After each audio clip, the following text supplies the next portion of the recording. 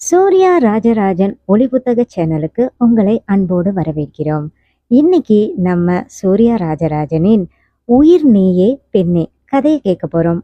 இந்த கதையின் குரலாக நான் உங்கள் அன்பு தோழி அமுதா. சரிங்க, இந்த கதையை நம்ம கேட்கறதுக்கு முன்னாடி நம்ம சேனலை யார் யார் இன்னும் சப்ஸ்கிரைப் பண்ணலையோ சப்ஸ்கிரைப் பண்ணிக்கோங்க. மறக்காம பக்கத்துல இருக்கிற பெல் ஐக்கானை ப்ரெஸ் பண்ணி விட்டுடுங்க. இந்த கதை உங்களுக்கு ரொம்ப பிடிச்சிருந்துச்சுன்னா லைக் பண்ணுங்க, உங்க ஃப்ரெண்ட்ஸ் கூட ஷேர் பண்ணுங்க. மறக்காம கீழே உள்ள கமெண்ட் பாக்ஸ்ல உங்க கருத்துக்களை சொல்லுங்க. தொடர்ந்து நம்ம கதையை கேளுங்க கேளுங்க கேட்டுக்கிட்டே இருங்க. அத்தியாயம் 31. காலை எழுந்ததுமே தன் நண்பர்கள் இருவரும் தங்கியிருந்த ரூமுக்கு வந்த நிலவன் அவர்களிடம் கெஞ்சி கொண்டிருந்தான்.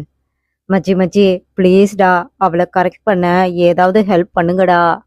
யார கரெக்ட் பண்ணணும்? என் பொண்டாட்டிய தான். எத பொண்டாட்டியா என ராமும் விஷ்ணுவும் ஒருவரை ஒருவர் பார்த்து கொண்டனர். பொண்டாட்டிய கரெக்ட் பண்ணவாடா, தூங்க விடாம காலையில வந்து இப்படி உயிரை வாங்குற என விஷ்ணு முகத்தை கோணலாக வைத்து கொண்டான். டேய், என்னடா பொண்டாட்டின்னு சாதாரணமா சொல்லிட்ட? உலகத்துல யார வேணாலும் கரெக்ட் பண்ணிடலாம், ஆனா இந்த பொண்டாட்டிங்களை கரெக்ட் பண்றது தான் பெரிய வேலை, தெரியுமா? அதெல்லாம் உனக்கு தெரிஞ்சிருக்கும். நான்லாம் யாரு பொண்டாட்டியும் கரெக்ட் பண்ணதில்ல என விஷ்ணு இடக்காக பேச ராம் வாய் விட்டு சிரித்தான். அவனை எட்டி உதைத்த நிலவன், அப்போ நான் போறவன் வரவன் பொண்டாட்டியெல்லாம் கரெக்ட் பண்றேனாடா என முறைத்து பார்த்தான். அது யாருக்கு தெரியும்? ஆனா அப்படி கேட்டிருந்தா கூட அதுல ஒரு நியாயம் இருக்குடா. ஆனா சொந்த பொண்டாட்டிய கரெக்ட் பண்ண ஃப்ரெண்ட்ஸு கிட்ட ஐடியா கேக்குற ஒரே ஆள் நீதான்டா. என்னடா பண்றது? அவதான் எதுக்குமே மசிய மாட்டேங்கிறாளே. பேசாம 1/2 கிலோ அல்வாவும் மல்லிகைப்பூவும் வாங்கிட்டு போயேன். ஓஹோ, நீ சொன்ன சரியாதான் இருக்கும். நேரா போய் வாங்கிட்டு போறேன். அப்படியே என் பொண்டாட்டி கேட்டா இந்த ஐடியாவை கொடுத்தது நீதான்னு சொல்றேன் என்ன நிலவன் முறைத்து கொண்டே சொல்ல அவ்வளவு நேரம் இருந்த தூக்க கலக்கம் உடனே போக விஷ்ணு துள்ளி குதித்தபடி எழுந்து உட்கார்ந்தான். அட கொலகார பாவி, அவகிட்ட ஏன்டா என்ன மாட்டி விட பாக்குற? சும்மாவே ஜாக்கி சான் மாதிரி பறந்து பறந்து அடிப்பா. இதுல பொண்டாட்டி ரோல் வேற கொடுத்துட்ட. கோவை சரளாவையெல்லாம் மிஞ்சிடுவாவ. அவகிட்ட போய் என்ன கோத்து விட பாக்குறியா? நான் நல்லா இருக்கிறது உனக்கு பிடிக்கலன்னா சொல்லிடு. இப்பவே பெட்டி படிக்கைய கட்டிட்டு நான் எங்கேயாவது ஊரை விட்டு போயிடுறேன். அதுக்குள்ள என்ன அவசரம்? நானே அனுப்பி வைக்கிறேன். நண்பனுக்காக உயிரை கொடுப்பேன்னு சொல்லிருக்கேடா. நான் எப்படா இந்த மாதிரி எல்லாம் சொன்னேன்? போன வாரம் 2 பீர் வாங்கி கொடுத்தன, அப்ப சொன்னிய. ஏண்டா தண்ணி அடிச்சுட்டு சொல்றதெல்லாம் இன்னுமா உண்மைன்னு நம்பிட்டு இருக்க? போன வாரம் வர நம்பலதான், ஆனா எனக்கு இப்ப தேவைப்படுது, அதனால நம்ப ஆரம்பிச்சிட்டேன். நீ நம்புறேனா நான் உயிரை கொடுக்க முடியுமாடா? உன்னை யாருடா கொடுக்க சொன்னா? அப்பாடி என விஷ்ணு ஆசுவாசமாக மூச்சு விட்டு கொண்டான். தேவைப்பட்டா நானே எடுத்துப்பேன் என சொல்ல மீண்டும் நெஞ்சில் கை வைத்து கொண்டான். இப்ப முடிவா என்னடா சொல்ல வர்ற? இன்னும் 10 நிமிஷம் டைம். அதுக்குள்ள 2 பேரும் எழுந்து குளிச்சிட்டு கிளம்பலனா எப்படி இருக்கீங்களோ அப்படியே வெளியில எடுத்துட்டு போவேன். டேய், நான் அன்றாயரோட படுத்திருக்கேன்டா. அதாவது போட்டிருக்கிய, அப்ப சந்தோஷம்தான். போன வாரம் மாதிரியே சும்மா படுத்திருக்கியோன்னு நினைச்சிட்டேன். டேய், ஒரு பேச்சுலர் ரூம்ல வந்து அவன் போர்வையை இழுத்து பாக்குறது ரொம்ப பெரிய தப்பு. அப்புறம் பார்க்க கூடாததெல்லாம் பார்க்க வேண்டி வருந்தா. என்ன குறை சொல்லி ஒரு பிரயோஜனமும் இல்ல என விஷ்ணு தோள்களை குலுக்கி விட்டு கொள்ள மற்ற இருவரும் தலையில் அடித்து கொண்டார்கள். இந்த கருமத்தை எல்லாம் பார்க்கணும்னு எங்களுக்கு தலையெழுத்து. டேய், சீக்கிரம் கிளம்பி வாடா என அவனை அடித்து துரத்தாத குறையாக பாத்ரூமுக்குள் அனுப்பிவிட்டு நிலவன் பேப்பரை எடுத்துக்கொண்டு சோஃபாவில் அமர்ந்தான். சற்று நேரத்தில் கிளம்பி வந்த இருவரையும் தன் காரில் அழைத்து கொண்டு அலுவலகத்திற்கு போகும் வழியில் குழலி மீதிருக்கும் காதலை பற்றி நிலவன் மேம்போக்காக எடுத்து சொன்னான். எப்படியாவது அவளுக்கு புரிய வைக்க வேண்டும். அதற்காகத்தான் என்ன செய்வது என ஆலோசனை கேட்டான். அவகிட்ட எப்படியாவது என் லவ்வ சொல்லி புரிய வைக்கணும். எப்படியாவது நீங்க தாண்டா ஐடியா கொடுக்கணும். கிழிஞ்சது போ, எங்க கிட்டயே ஐடியா கேக்குற? இது தெரிஞ்சா நாங்க 2 பேரும் ஏன் இப்படி தேவதாஸ் மாதிரி சுத்த போறோம்? என்னடா சொல்றீங்க என கேட்க அவர்களும் தங்கள் கதைகளை எடுத்து விட்டார்கள். அப்ப நீங்களும் உருப்படியா ஒன்னும் பண்ணல. சரி விடுங்க, ஒருத்தரா முயற்சி பண்ணாதான் நடக்காது. நம்ம 3 பேரும் சேர்ந்து ட்ரை பண்ணுவோம் என நிலவன் சொல்ல, ஐயா அது நல்லாவா இருக்கும் என விஷ்ணு முகத்தை சுளித்தான். என்னடா சொல்ற என நிலவன் விஷ்ணுவை புரியாமல் பார்க்க, அது இல்லடா, நம்ம 3 பேரும் சேர்ந்து உன் ஆள ட்ரை பண்ணா அது நல்லாவா இருக்கும்? எடு செருப்ப நாய, ஏதோ ரொம்ப நாளா ட்ரை பண்ணிட்டு இருக்கிறதா சொல்றீங்களே, ஹெல்ப் பண்ணலாம்னு பார்த்தா நீ ஏன் ஆளுக்கே ரூட்டு விடுறியா? இது அவ காதுல விழுந்துச்சு, உன்னை நார் நாரா கிழிச்சிடுவா பாத்துக்க என சொல்ல விஷ்ணுவின் கண்களில் மரண பீதி தெரிந்தது. அது என்னவோ உண்மைதான்டா, அது கொஞ்சம் பூலான் தேவி கேசுதான். ஸ்மூத்தான ஆளை வச்சுக்கிட்டே நான் கஷ்டப்பட்டுக்கிட்டு இருக்கேன். உன் ஆளு எனக்கு எதுக்குப்பா? அத நீயே வச்சுக்க, அத உன்னாலதான் டீல் பண்ண முடியும். அந்த பயம் இருக்கட்டும். மூவரும் தீவிரமாக விவாதித்துக் கொண்டவர்கள் முடிவில் மதியை இங்கே வர வைப்பது எப்படி என யோசனையில் ஆழ்ந்தார்கள். அன்று எல்லோரும் ஒன்றாக அமர்ந்து வேலை செய்து கொண்டிருந்தார்கள். வார கடைசியில் மட்டும் வேலை செய்தவர்கள் இப்போது ஒரு முக்கியமான ப்ராஜெக்ட் கிடைத்திருந்ததால் வார நாட்களில் மதியத்திற்கு பிறகும் வந்து வேலை செய்ய தொடங்கியிருந்தார்கள். ராம் நிலவனிடம் கண்ணை காட்ட புரிந்து கொண்டவன் நாச்சியாரை பார்த்து யதார்த்தமாக கேட்பதை போல, ஏன் பாட்டி, உங்க ஊர்ல மதின்னு ஒரு பொண்ணு இருக்குமே என இழுத்தான். நாச்சியார் அவனையே ஒரு மார்க்கமாக பார்த்து, என்னடா ஊர்ல உள்ள பொண்ணை பத்தி எல்லாம் விசாரிக்கிற? என் பேத்தி தானே உனக்கு பொண்டாட்டி, ஆனா அவளை பத்தி கூட நீ இவ்வளவு விசாரிச்சது இல்லையே என சொல்ல குழலை திரும்பி நிலவனை பார்த்தாள். அதில் பீதி அடைந்தவன், ஐயோ பாட்டி, நீ என் வாழ்க்கையில மண்ணள்ளி போட்டுறாத, நான் சும்மாதான் கேட்டேன் என சொன்னான். அடே சோழையன் கொடுமே, சும்மா ஆடாதேடா, நீ எதுக்காக கேட்ட அத சொல்லு. ஐயோ இந்த கிழவி வேற என நினைத்தவன், இல்ல, போன தடவை அவங்க அப்பா வந்திருந்தப்போ பொண்ணை கரசுல சேர்த்திருக்கிறதா சொன்னாரு. குழலி காலேஜ்ல படிச்சா வசதியா இருக்கும்னு இங்க சேர்த்திருக்கிறதா சொன்னாரு. போன செம் எக்ஸாமுக்கு அவங்க அத்தை வீட்டுல தங்கி எக்ஸாம் எழுதுனா. இந்த தடவை நீதான் இங்க இருக்கிய பாட்டி, அதனால அந்த பொண்ணை இங்க வர சொல்லலாமே, அதுக்காக தான் கேட்டேன். உனக்கு என்னடா எங்க ஊரு பொண்ணு மேல திடீர் அக்கறை? பாட்டி, அது அந்த பொண்ணு மேல உள்ள அக்கறை இல்ல பாட்டி, என் பொண்டாட்டி மேல உள்ள அக்கறை. எது, பொண்டாட்டி மேல உள்ள அக்கறையா? அதுக்கு ஏன்டா அவளை இங்க வர சொல்ற? அது அந்த பொண்ணு குழலிக்கு உயிர் தோழி தானே, அதுதான் அவ இங்க இருந்தானா குழலிக்கு கொஞ்சம் நல்லா இருக்குமேன்னு கேட்டேன். நாச்சியார் யோசனையோடு குழலியை பார்க்க அவளுக்குமே இந்த யோசனை நல்லதாகத்தான் தோன்றியது. இப்போது அவளது அருகில் அவள் மனதில் இருப்பதையெல்லாம் சொல்ல யாராவது ஒருவர் இருந்தால் தேவலாம் என்றுதான் தோன்றியது. என்னதான் பாட்டியிடம் எல்லாவற்றையும் கொட்டிவிட்டாலும் ஒரு சில விஷயங்களை நாச்சியாரிடமும் சொல்ல முடியாமல் அவள் மனம் முரண்டு கொண்டிருந்தது. அதோடு மதிக்கு ராம் மீது உள்ள காதலும் குழலிக்கு தெரியும் தானே. தன்னால் முடிந்த உதவியாக இதை செய்ய வேண்டும் என நினைத்தாள். அதனால் நாச்சியாரிடம் சம்மதமாக தலையசைத்தாள். வழக்கம் போல நாச்சியார் எல்லோரையும் அதட்டி உருட்டி வேலை வாங்கி கொண்டிருக்க மற்றவர்கள் பேசாமல் அவர் சொல்வதை செய்தாலும் வழக்கம் போல ஸ்ரேயா மட்டும் தன்னால் முடியாது என குதித்து கொண்டிருந்தாள். நாச்சியாருக்கோ இத்தனைக்கும் காரணமான ஸ்ரேயாவை சும்மாவிட மனதில்லை. அதனால் வேண்டுமென்றே நிலவன் பார்க்காத வண்ணம் அவளை கண்டபடி திட்டி வேலை வாங்கி கொண்டிருந்தார். உனக்கு மட்டும்தான் அவனுக்கு தெரியாமல் நடிக்க தெரியுமா? என் பேத்தி இல்லை என்றால் அதை நான் செய்வேன் என்னும்படி நாச்சியார் அவளிடம் நிலவனுக்கு முன்னால் ஒரு முகமும் பின்னால் ஒரு முகமும் காட்டிக் கொண்டிருந்தார். ஒரு கட்டத்தில் பொறுக்க முடியாத ஸ்ரேயா நண்பர்கள் அருகில் வந்து, எனக்கு இன்னைக்கே ஒரு முடிவு தெரிஞ்சாகணும். இந்த கிழவி ஏன் இன்னும் இங்க இருக்கு? ஊருக்கு அனுப்ப வைக்க வேண்டியது தானே. எங்களால ஃப்ரீயா வேலை செய்யவே முடியல. நாங்க வீட்டு வேலைக்கு வந்தோமா இல்ல ஆபீஸ் வேலை செய்ய வந்தோமா என கோபத்தோடு கடுகடுத்தாள். சரி விடு ஸ்ரீ, கோபப்படாத. அவங்க எப்பவாவது தானே வராங்க. ஊர்ல எல்லாரையும் விரட்டி வேலை வாங்கின நினைப்புல இங்கேயும் சேராங்கன்னு நினைக்கிறேன். கொஞ்சம் எனக்காக அட்ஜஸ்ட் பண்ணிக்கிட்டு போ நிலவன் சாதாரணமாக சொன்னான். உனக்காக அவங்கள ஏண்டான்னா அட்ஜஸ்ட் பண்ணிட்டு போகணும்? எனக்காக நீ அவங்கள இங்கிருந்து அனுப்ப மாட்டியா? அவளையே கூர்மையாக பார்த்த நிலவன், எனக்காக நீ அட்ஜஸ்ட் பண்ணிக்க மாட்டேனா? உனக்காக நான் மட்டும் ஏன் அவங்கள இங்கிருந்து அனுப்பணும் என கேட்டான்.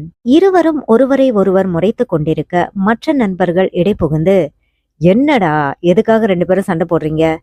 ஏன் ஸ்ரீ, எல்லாரையும் தானே அவங்க வேலை வாங்குறாங்க. நாங்க யாராவது ஏதாவது சொல்றோமா? நீ மட்டும் ஏன் தேவையில்லாம இப்படி ஓவர் ரியாக்ட் பண்ற? நம்ம 3 வேலையும் இங்கதான் சாப்பிடுறோம். அப்ப அவங்க சொல்ற வேலையெல்லாம் சேர்ந்து தானே முறை என ரஞ்சினி சற்று எரிச்சலாகவே கேட்டாள். ஓ, அப்ப வேலை வாங்கிதான் சாப்பாடு போடுவீங்களா? இவ்வளவு நாள் அப்படியா இருந்துச்சு? இந்த குழலி இந்த வீட்டுக்கு வந்த பிறகுதான் இதெல்லாம் நடக்குது என ஸ்ரேயா குழலியை குற்றம் சாட்ட, நீ ஏன் ஸ்ரே அவகிட்டயே போட்டிக்கு போய் நிக்கிற? அவங்க 2 பேருக்கும் கல்யாணம் ஆகிடுச்சு. அத ஞாபகம் வச்சுக்கோ என ராம் குறிப்பாக உணர்த்தினான். அதுக்காக முகி மேல எனக்கு உரிமை இல்லைன்னு ஆகிடுமா என கேட்ட ஸ்ரேயாவை என்ன செய்தால் தகும் என்பது போல அவளை எல்லோரும் எரிச்சலுடன் பார்த்தார்கள். இன்னும் இப்படியே பேசி திரிபவளை என்ன செய்வதென்று தெரியவில்லை. இன்னுமா இந்த உரிமை பிரச்சனை விடல? இத பேசி நான் படுற பாடு கொஞ்ச நஞ்சமில்ல. மறுபடியும் உரிமை கிருமணி யாரும் தயவு செஞ்சு பேசாதீங்க என நொந்து போய் கூறிய நிலவன், இப்போ உனக்கு என்ன வேணும் ஸ்ரேயா என கேட்டான். அந்த கிழவிய இந்த வீட்டை விட்டு அனுப்பணும். அதுக்கு வாய்ப்பே இல்ல ஸ்ரேயா. எனக்கு இந்த வீட்டுல என்ன உரிமை இருக்கோ அதே அளவு என் மனைவிக்கும் இந்த வீட்டுல உரிமை இருக்கு. என்னை சார்ந்தவங்க இங்க வரலாம்ங்கிற போது அவளை சார்ந்தவங்களோ தாராளமா வரலாம்.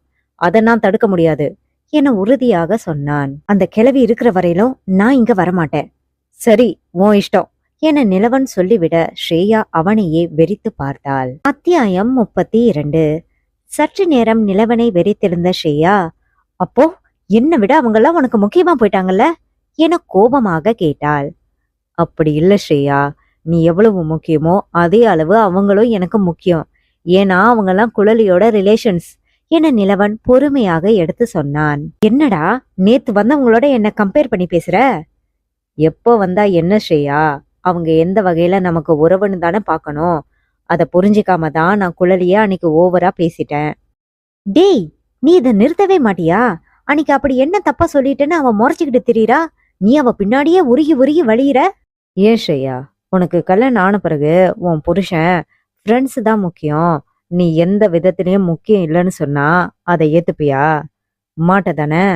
நான் அப்படி சொன்னாலும் பரவாயில்ல, அதை விட மோசமா என்கிட்ட எந்த உரிமையும் இல்லைன்னு சொல்லியிருக்கேன். அப்புறம் கோபப்படாம என்ன செய்வா? அதுவும் அவ சுயமரியாதை உள்ள பொண்ணு, நிச்சயம் கோபப்படுவா.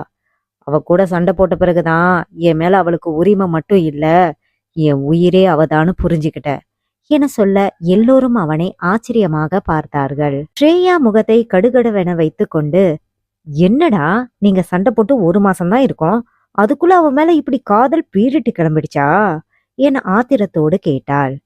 திடீர்னு எப்படி காதல் வரும்? எனக்கு ஆரம்பத்துல இருந்தே இருந்திருக்கு, எனக்கு தான் தெரியல. என்னடா சொல்ற என எல்லோரும் அவனை ஆர்வமாய் பார்க்க, விடுங்கடா, அத பத்தி அப்புறம் சொல்றேன். ஆனா அவளை பத்தி தேவையில்லாம பேசக்கூடாது, அப்புறம் எனக்கு கெட்ட கோபம் வரும். இந்த கிழவி என்னை இப்படியே வேலை வாங்கினுச்சுன்னா நான் கண்டிப்பா அப்படித்தான் பேசுவேன் என ஸ்ரேயா முறைத்து கொண்டு நின்றாள். என்ன பேசுற ஸ்ரேயா? கம்பெனில ஒர்க் பண்ணும்போது யார் யாரோ எவ்வளவோ பேசுறாங்க தான், அதுக்காக அங்க வேலை செய்ய முடியாதுன்னு நீ கிளம்பி போயிடுவியா? இப்போ நாச்சு உன்னை என்ன செய்ய சொல்லுச்சு? வீட்டை கூட்ட சொல்லுச்சு, அவ்வளவுதானே? அதுக்கேவா இவ்வளவு பேசுற என புரியாமல் கேட்டான். அதையெல்லாம் நான் என்ன செய்யணும்? இது நம்ம கம்பெனி, நீ மேஜர் ஷேர் ஹோல்டரா இருக்கலாம், ஆனாலும் எங்களுக்கும் கொஞ்சம் அதுல பங்கு இருக்குதானே? அப்படி இருக்கும்போது நாங்க வீட்டு வேலை செய்யணுமா? கம்பெனிக்கும் இதுக்கும் என்னடி சம்பந்தம்? நம்ம வீடுன்னு ஒரு அக்கறையில நாச்சு அப்படி சொல்லியிருக்கோம். இது உன் வீடு, எங்க வீடு இல்ல. என்ன ஸ்ரீ பிரிச்சு பேசுற? நான் அப்படி பார்த்தா உங்களுக்கு என் வேலையை பொருட்படுத்தாம சமைச்சு போட்டேன். நீ செஞ்சனா நானும் செய்யணும்னு என்ன அவசியம் இருக்கு என ஸ்ரேயா அலட்சியமாக கேட்டாள். அவளின் சுயநலமான கேள்வியில் நிலவன் திணறி போயிருக்க ரஞ்சினி ஆத்திரத்தோடு, நல்லா பேசுற ஸ்ரேயா, அவன் நம்ம மேல வச்சிருக்கிற பாசத்துல 1% நீ அவன் மேல வச்சிருந்தேனா இந்த அளவு பேச மாட்ட. அவன் வீடா இருக்கவும் இதெல்லாம் உனக்கு கம்பெனி மாதிரி தெரியலையோ என்னவோ. இனி இங்க நம்ம கம்பெனி வேலைய செய்ய வேண்டாம் முகி, கம்பெனிக்கு தனியா இடம் பார்க்கலாம். இப்பதான் நிறைய ப்ராஜெக்ட் வர ஆரம்பிச்சிருச்சே, அதோட உனக்கும் ஒரு ஸ்பேஸ் வேணும். நீயும் உன் பொண்டாட்டியும் தனியா இருக்கும்போது அதுல நாங்க நுழைஞ்சதே நாகரிகம் கிடையாது. ஆனா இப்போ உன் வீட்டுக்கு வரவங்கள வரக்கூடாதுன்னு சொல்ற அளவுக்கு இடைஞ்சலா இருக்குன்னா நம்ம ஃப்ரெண்ட்ஷிப்பை கம்பெனியோட நிறுத்திக்கிறது தான் நல்லது என பட்டென்று போட்டு உடைக்க அவள் கூற்றில் இருந்த உண்மை எல்லோரையும் சுட்டது. தான் பேசிய வார்த்தை தனக்கே எதிராக திரும்ப ஸ்ரேயா திகைத்து போனாள். இங்கிருந்து போனால் நிலவனை எப்படி தன் வசப்படுத்துவது? அதற்கு வாய்ப்பில்லாமல் போய்விடுமே. வெளியிடங்களில் அவனிடம் அத்தனை உரிமையாக பழக முடியாது. அதனால் சமாளிக்கும் பொருட்டு, நான் அதுக்காக சொல்ல வரலடி, அந்த கிழவி என்ன வேலை வாங்கின கோபத்துல ஏதோ பேசிட்டேன், அதுக்காக இங்கிருந்து போகணுமா? அதெல்லாம் வேண்டாம் என அவள் சொல்லி கொண்டிருக்க இடை நிறுத்திய நிலவன், ரஞ்சினி சொல்றதுதான் சரி, குழலி சொல்லும்போது நான் அதை புரிஞ்சிக்காம அவளை எடுத்தெறிஞ்சு பேசினேன். ஆனா இப்போதான் எனக்கும் நிலவரம் புரியுது. வீணா வாடகையும் அட்வான்ஸும் போகுமேன்னு நினைச்சுதான் வீட்டிலேயே கம்பெனியை ரன் பண்ணலாம்னு சொன்னேன். ஆனா இப்பதான் நிறைய புதுசு புதுசா ப்ராஜெக்ட் வர ஆரம்பிச்சிருச்சே. வாடகை கொடுத்தாலும் நமக்கு கட்டுப்படியாகும். அதனால கூடிய சீக்கிரமே நான் வேற இடம் பார்க்கறேன் என முடிவாக சொல்லிவிட்டான். கட்டுப்படியாகும் தான், ஆனா இப்போ வர அளவுக்கு லாபம் வராது என ஸ்ரேயா முகம் இறுக சொன்னாள். சரி, அப்ப இனி உன் வீட்லயே நம்ம வேலையை பார்ப்போம் என சொல்ல ஸ்ரேயா அதிர்ச்சியுடன் அவனை பார்த்தாள். அது அதெல்லாம் அப்பா ஒத்துக்க மாட்டார். நீ பேசி பாரு ஸ்ரேயா. அங்க சரி வராது முகி. அப்பா ஃப்ரெண்ட்ஸ் அடிக்கடி வருவாங்க, டிஸ்டர்பன்ஸா இருக்கும். உனக்கு தான் இங்க யாரும் இல்லையே, அதனால தானே உன் வீட்டை செலக்ட் பண்ணது என ஸ்ரேயா முகத்தில் அடித்ததை போல பேச நிலவன் முகம் இறுகி போனது. அது அப்போ ஸ்ரேயா, எனக்குன்னு மனைவின்னு ஒருத்தி வந்துட்டா. எனக்கு தான் யாரும் இல்ல, ஆனா அவளோட ரிலேஷன் வந்து போக செய்வாங்க. அதனால இங்கேயும் இனி டிஸ்டர்பன்ஸா தான் இருக்கும். சோ இங்க வேலை செய்யற நினைப்ப இதோட விடு. உன் வீடு தானே நம்ம எல்லார் வீட்டை விட பெரிய வீடு, அதனால தானே நம்ம இங்க ஃபிக்ஸ் பண்ணோம். எப்பவும் எல்லாரும் எல்லா நேரமும் இங்க தானே கூடுறது வழக்கம். இப்ப என்ன திடீர்னு என ஸ்ரேயா அந்த வீட்டை விட்டு கொடுக்க முடியாமல் தேவையில்லாமல் வாடகை போகிறதே என எரிச்சலில் பேசிக் கொண்டிருந்தாள். அப்போ இவ்வளவு நாள் எனக்கு யாரும் இல்ல, என்கிட்ட நிறைய பணம் இருக்கு, வீடு பெருசா இருக்கு, இதெல்லாம் யோசிச்சுதான் இங்க வந்தீங்களா? என் மேல உள்ள உண்மையான பாசத்துல வரலையா என அவளையே ஆழமாக பார்த்து கேட்டான். அவன் பார்வையில் திணறியவள், என்ன பேசுற நீ என சொன்னாலும் அவன் சொல்வதில் உண்மை இருக்கத்தான் செய்தது. அவன் மேல் பாசம் இருந்தாலும் கூட அவன் சொல்வதையெல்லாம் யோசித்துத்தானே எல்லோரும் இங்கே வந்தது. மற்றவர்களும் அமைதியாக இருக்க அவர்களது சுயநலத்தில் நிலவன்தான் பெரிதாக அடிபட்டு போனாள். எல்லோருக்குமே அவன் மேல் பாசம் இருக்கத்தான் செய்தது. அதோடு கூட அவனது வளமான வாழ்க்கையும் தங்களுக்கு உதவியாக இருக்கும் எனதானே எல்லோரும் இங்கேயே எல்லாவற்றையும் செய்தது. அவன் பார்வையில் எல்லோரும் குற்ற உணர்வில் தவித்தார்கள். எனக்கு இப்ப வேலை செய்யற மூடு இல்ல, எல்லாரும் கிளம்புங்க, நாளைக்கு பார்க்கலாம் என சொல்ல யாருமே எதுவும் பேசாமல் உடனே கிளம்பி விட்டார்கள். அவர்கள் கிளம்பி போனதும் நிலவன் வெகுவாக சோர்ந்து போனான். அவர்களது சுயநலத்தை தவறாக சொல்ல முடியாது. இன்றைய உலகில் நிறைய பேர் அப்படித்தான் இருக்கிறார்கள். இவர்களும் கூட அவனிடம் நிறைய பணம் இருக்கவும் அவனை உபயோகப்படுத்தி கொண்டிருக்கிறார்கள். அதே நேரம் அவர்களுக்கு தன்மேல் பாசமில்லை என்றும் சொல்லிவிட முடியாது. அதெல்லாம் அவர்களது சுயநலத்தில் ஒரு பாதி. என்ன ஒன்று, அவர்களையே எல்லாம் நம்பியிருந்த நிலவனுக்குத்தான் அது மிக பெரிய அடியாக இருந்தது. தனக்கென்று யாரும் இல்லாததை போல அனாதரவான நிலையில் இருப்பதை போல பிரம்மை ஏற்பட கால்கள் துவண்டு நடக்க முடியாமல் நடந்து வந்தவன் சோஃபாவில் அமர்ந்து எதையோ எழுதி கொண்டிருந்த குழலியை பார்த்தான். அவளையே பார்த்திருந்தவன் முகத்தில் ஒருவித இனம் புரியாத மகிழ்ச்சி. எனக்காக யாரும் இல்லை என்று நினைத்தேனே, ஏன் இல்லை? இதோ இவள் இருக்கிறாளே, எல்லாமுமாக இவள் இருக்கிறாளே. இவ்வளவு நாள் புரிந்து கொள்ளாமல் மடத்தனமாக இருந்திருக்கிறேன். இனி இவள் போதும், இவள் மட்டுமே தனக்கு போதும் என நினைத்தவன் சோஃபாவில் அவள் அருகில் அமர குழலி புருவம் சுருக்கியபடி அவனை நிமிர்ந்து பார்த்தாள். அவன் முகத்தில் இருந்த அத்தனை சோர்வையும் தாண்டி ஒருவித புத்துணர்ச்சி. அவன் முகத்தையே ஆராய்ச்சியாக பார்த்திருந்தவள் ஏன் இவ்வளவு கலக்கமாக இருக்கிறான் என யோசித்துக் கொண்டிருக்க அவன் ஒரு சிறு புன்னகையுடன் அவள் மடியில் தலை வைத்து படுத்து கொண்டான். அவன் அப்படி செய்வான் என எதிர்பார்க்காதவள் அதிர்ந்து அவன் முகம் பார்த்து, என்ன என்ன வேணும், எழுந்துறீங்க முதல்ல என தடுமாறியபடி சொன்னாள். கொஞ்ச நேரம் மட்டும் ப்ளீஸ் மேகா என சொல்ல அவனின் அந்த குரலில் என்ன இருந்ததோ அதற்கு மேல் அவள் எதுவும் சொல்லவில்லை. தன் மடியில் தலை சாய்த்திருந்தவனை அவள் பார்த்திருக்க அவன் நித்திரைக்கு சென்று விட்டான் என தெரிந்ததும் மெதுவாக அவன் தலையை வருடினாள். சுழித்திருந்த அவன் புருவத்தை நீவிவிட தூக்கத்திலேயே நகர்ந்து அவள் இடையை அணைத்து கொண்டான். கூச்சமாக இருந்தாலும் அவன் தூக்கத்தை கலைக்க மனம் வராது அமைதியாக இருக்க அங்கே வந்த நாச்சியார் ஆவென்று வாயை பிளந்தவாறு வாயில் கை வைத்தபடி இருவரையும் பார்த்தார். அடி, இது என்னடி கூத்தா இருக்கு? பட்ட பகல்ல நடு வீட்டுல இப்படி 2 பேரும் ஜோடி போட்டு உட்காந்துருக்கீங்க.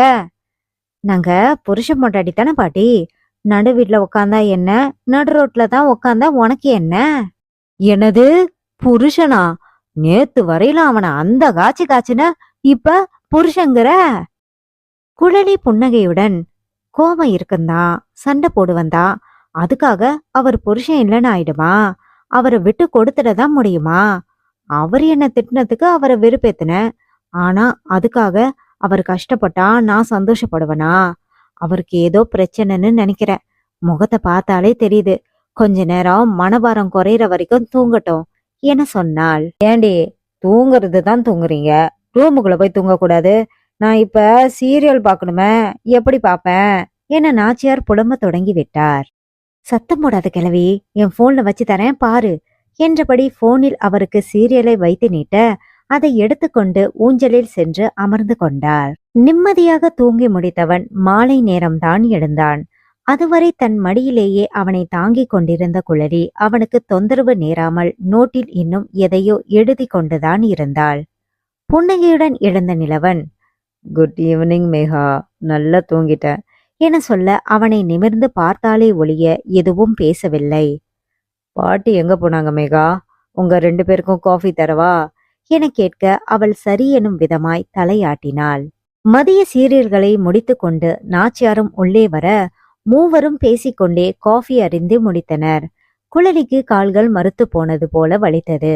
அவள் அடிக்கடி காலை நீவி விடுவதை பார்த்ததும், என்னாச்சு மேகா என்றபடி அவன் அவள் காலை தொட ஆவென்று வழியில் முனகினாள். ஏண்டாப்பா, தூங்குற நீ உடனே எந்திரிக்கிற மாதிரி அவ மடியில படுத்து தூங்குற? அவ என்ன செய்வா பாவம்? 5 மணி நேரம் ஒரே இடத்துல உட்கார்ந்திருந்தா கால் வலிக்காம வேற எப்படி இருக்கும் என நாச்சியார் கேட்கவும் தான் நிலவன் திகைப்பாய் குழலி முகம் பார்த்தான். ஏ மேகா, நான் தூங்குனதும் என்ன சோஃபாவுல படுக்க வச்சுட்டு நீ எழுந்திருச்சு போயிருக்கலாமே. அவனை முறைப்பாய் பார்த்த குழலி, உங்க தூக்கம் கலைஞ்சு போக கூடாதுன்னு நான் ஒன்னும் உட்காரல. எனக்கு காலேஜ்ல ஒர்க் கொடுத்திருக்காங்க, அதை பார்த்துக்கிட்டு இருந்தேன். உங்களுக்காகத்தான்னு ரொம்ப பகல் கனவு காணாதீங்க என உதட்டை சுழித்தாள். அவள் சொல்லியதிலேயே தனக்காகத்தான் அவள் வலியை பொறுத்து கொண்டு அமர்ந்திருக்கிறாள் என புரிந்து கொண்டவன், இவள் எனக்கானவள் என கர்வம் கொண்டான். சரி, கொஞ்ச நேரம் அப்படியே இரு மேகா, நான் வந்துடுறேன் என போனவன் சுடுதண்ணீர் எடுத்து வந்து காலில் ஒத்தடம் கொடுக்க அவளுக்கும் கால் வலிக்கு இதமாகத்தான் இருந்தது. அங்கேயே சாப்பாடு எடுத்து வந்து கொடுக்க மூவரும் அங்கேயே அமர்ந்து சாப்பிட்டார்கள். படுக்க போகும் நேரம் அவளை தன் கைகளில் ஏந்தி கொள்ள நாச்சியாரை பார்த்ததும் குழலிக்கு சங்கடத்துடன் நாணமும் வந்து ஒட்டி கொள்ள, இல்ல நானே என ஆரம்பித்தவள் பேச்சை காதில் வாங்காமல் நிலவன் அவளை அறைக்கு தூக்கி சென்றான். அவளுக்கும் இப்பொழுது வேறு வழி இல்லாததால் அமைதியாக கட்டிலில் படுக்க வைத்ததும் சாய்ந்து அமர்ந்து கொண்டாள். பாத்ரூம் போகணுமா என கேட்க அவள் தர்ம சங்கடமாக அவனை பார்த்து, இல்ல இப்ப வேண்டாம், எனக்கு கால் வலி கொஞ்சம் தேவலாம், கொஞ்ச நேரம் கழிச்சு நானே போறேன் என்று சொன்னாள். அந்த அறையை சுற்றி நோட்டம் விட்டவன் டேபிளில் மேலிருந்த சில கிஃப்ட் பேப்பர்கள் சுற்றப்பட்டு இருந்த பரிசு பொருட்களை பார்த்து, இது யாருக்காக வாங்கின மேகா? நிறைய கிஃப்ட்ஸ் இருக்கே என ஆச்சரியமாக கேட்டான்.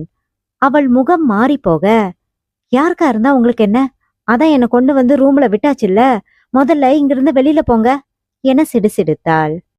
இவ்வளவு நேரம் அமைதியாக இருந்தவள் திடீரென்று சிடுசிடுக்கவும் புரியாமல் பார்த்தவன், குட் நைட் மேகா என்றபடி எழுந்து கதவை சாத்திவிட்டு அவனது அறைக்குள் நுழைந்து கொண்டான். அத்தியாயம் 33. கம்பெனிக்கு வந்த நிலவன் தங்களிடம் ஒழுங்காக பேசுவானா என அவன் நண்பர்கள் தயங்கி நிற்க அவன் எல்லோரிடமும் சகஜமாகத்தான் பேசினான். ஸ்ரேயாவிடம் கூட எப்போதும் போல சாதாரணமாக பேச, அப்பாடி, நான் பேசியதில் அவனுக்கு தன்மேல் கோபமில்லை என அவள் சந்தோஷப்பட்டு கொண்டாள். சாரிடா, நீங்க 2 பேரும் நேத்தி பேசும்போது நாங்க தலையிடலன்னு எங்களை தப்பா நினைக்காத. ஸ்ரேயா சொல்லவும் தான் நாங்களும் சுயநலமா இருந்திருக்கிறோம்னு குற்ற உணர்ச்சியா இருந்தது. எது எப்படி இருந்தாலும் நாங்க உன் மேல வச்சிருக்கிறது உண்மையான பாசம்தான் என சொல்ல நிலவனும் புரிந்ததாக தலையாட்டி கொண்டான். என்னதான் அவர்கள் சுயநலத்தில் தனக்கு கோபம் இருந்தாலும் அவர்கள் காட்டிய அன்பும் உண்மைதானே. சரி விடுங்கடா, அதையே பேசிக்கிட்டு இருந்தா மன கஷ்டம்தான் மிஞ்சம். கூடிய சீக்கிரம் நம்ம கம்பெனிக்கு இடம் பார்க்கணும். இந்த வார கடைசியில போய் பார்க்கலாம்னு நான் ஒரு 2-3 பேர்கிட்ட சொல்லி வச்சிருக்கேன் என சொல்ல அதை பற்றிய பேச்சில் மூழ்கி போனார்கள். மதிய இடைவெளியில் ரஞ்சனியை அழைத்த நிலவன், ரஞ்சு, நான் ஒரு சில திங்ஸ் வாங்கிட்டு வர சொல்லி விஷ்ணு கிட்ட சொன்னேன்.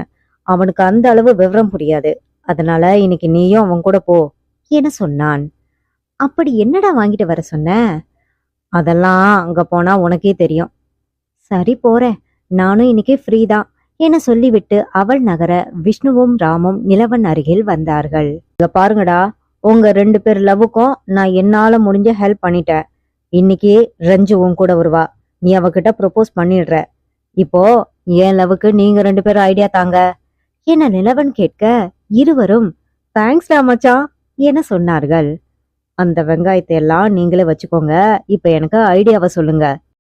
விஷ்ணு ரஞ்சுவை கூட்டிட்டு போற மாதிரி நீயும் குழலிய எங்கேயாவது அழைச்சிட்டு போய் விஷயத்த போட்டு உடைக்க வேண்டியது தானே? ரஞ்சு சாஃப்ட் மேக் மச்சான், குழலி எல்லாம் ரஃப் டைப். இப்படி எல்லாம் கூட்டிட்டு போனா முதல்ல வரவே மாட்டா. அப்படியே அழைச்சிட்டு போய் சொன்னாலும் அப்படியா சரின்னு கேட்டு போயிட்டே இருப்பா. அவ மனச தொடுற மாதிரி ஏதாவது சொல்லுங்கடா. அப்போ அவளுக்கு பிடிச்ச ஏதாவது வாங்கி கொடுத்து ப்ரொபோஸ் பண்ண வேண்டியது தானே?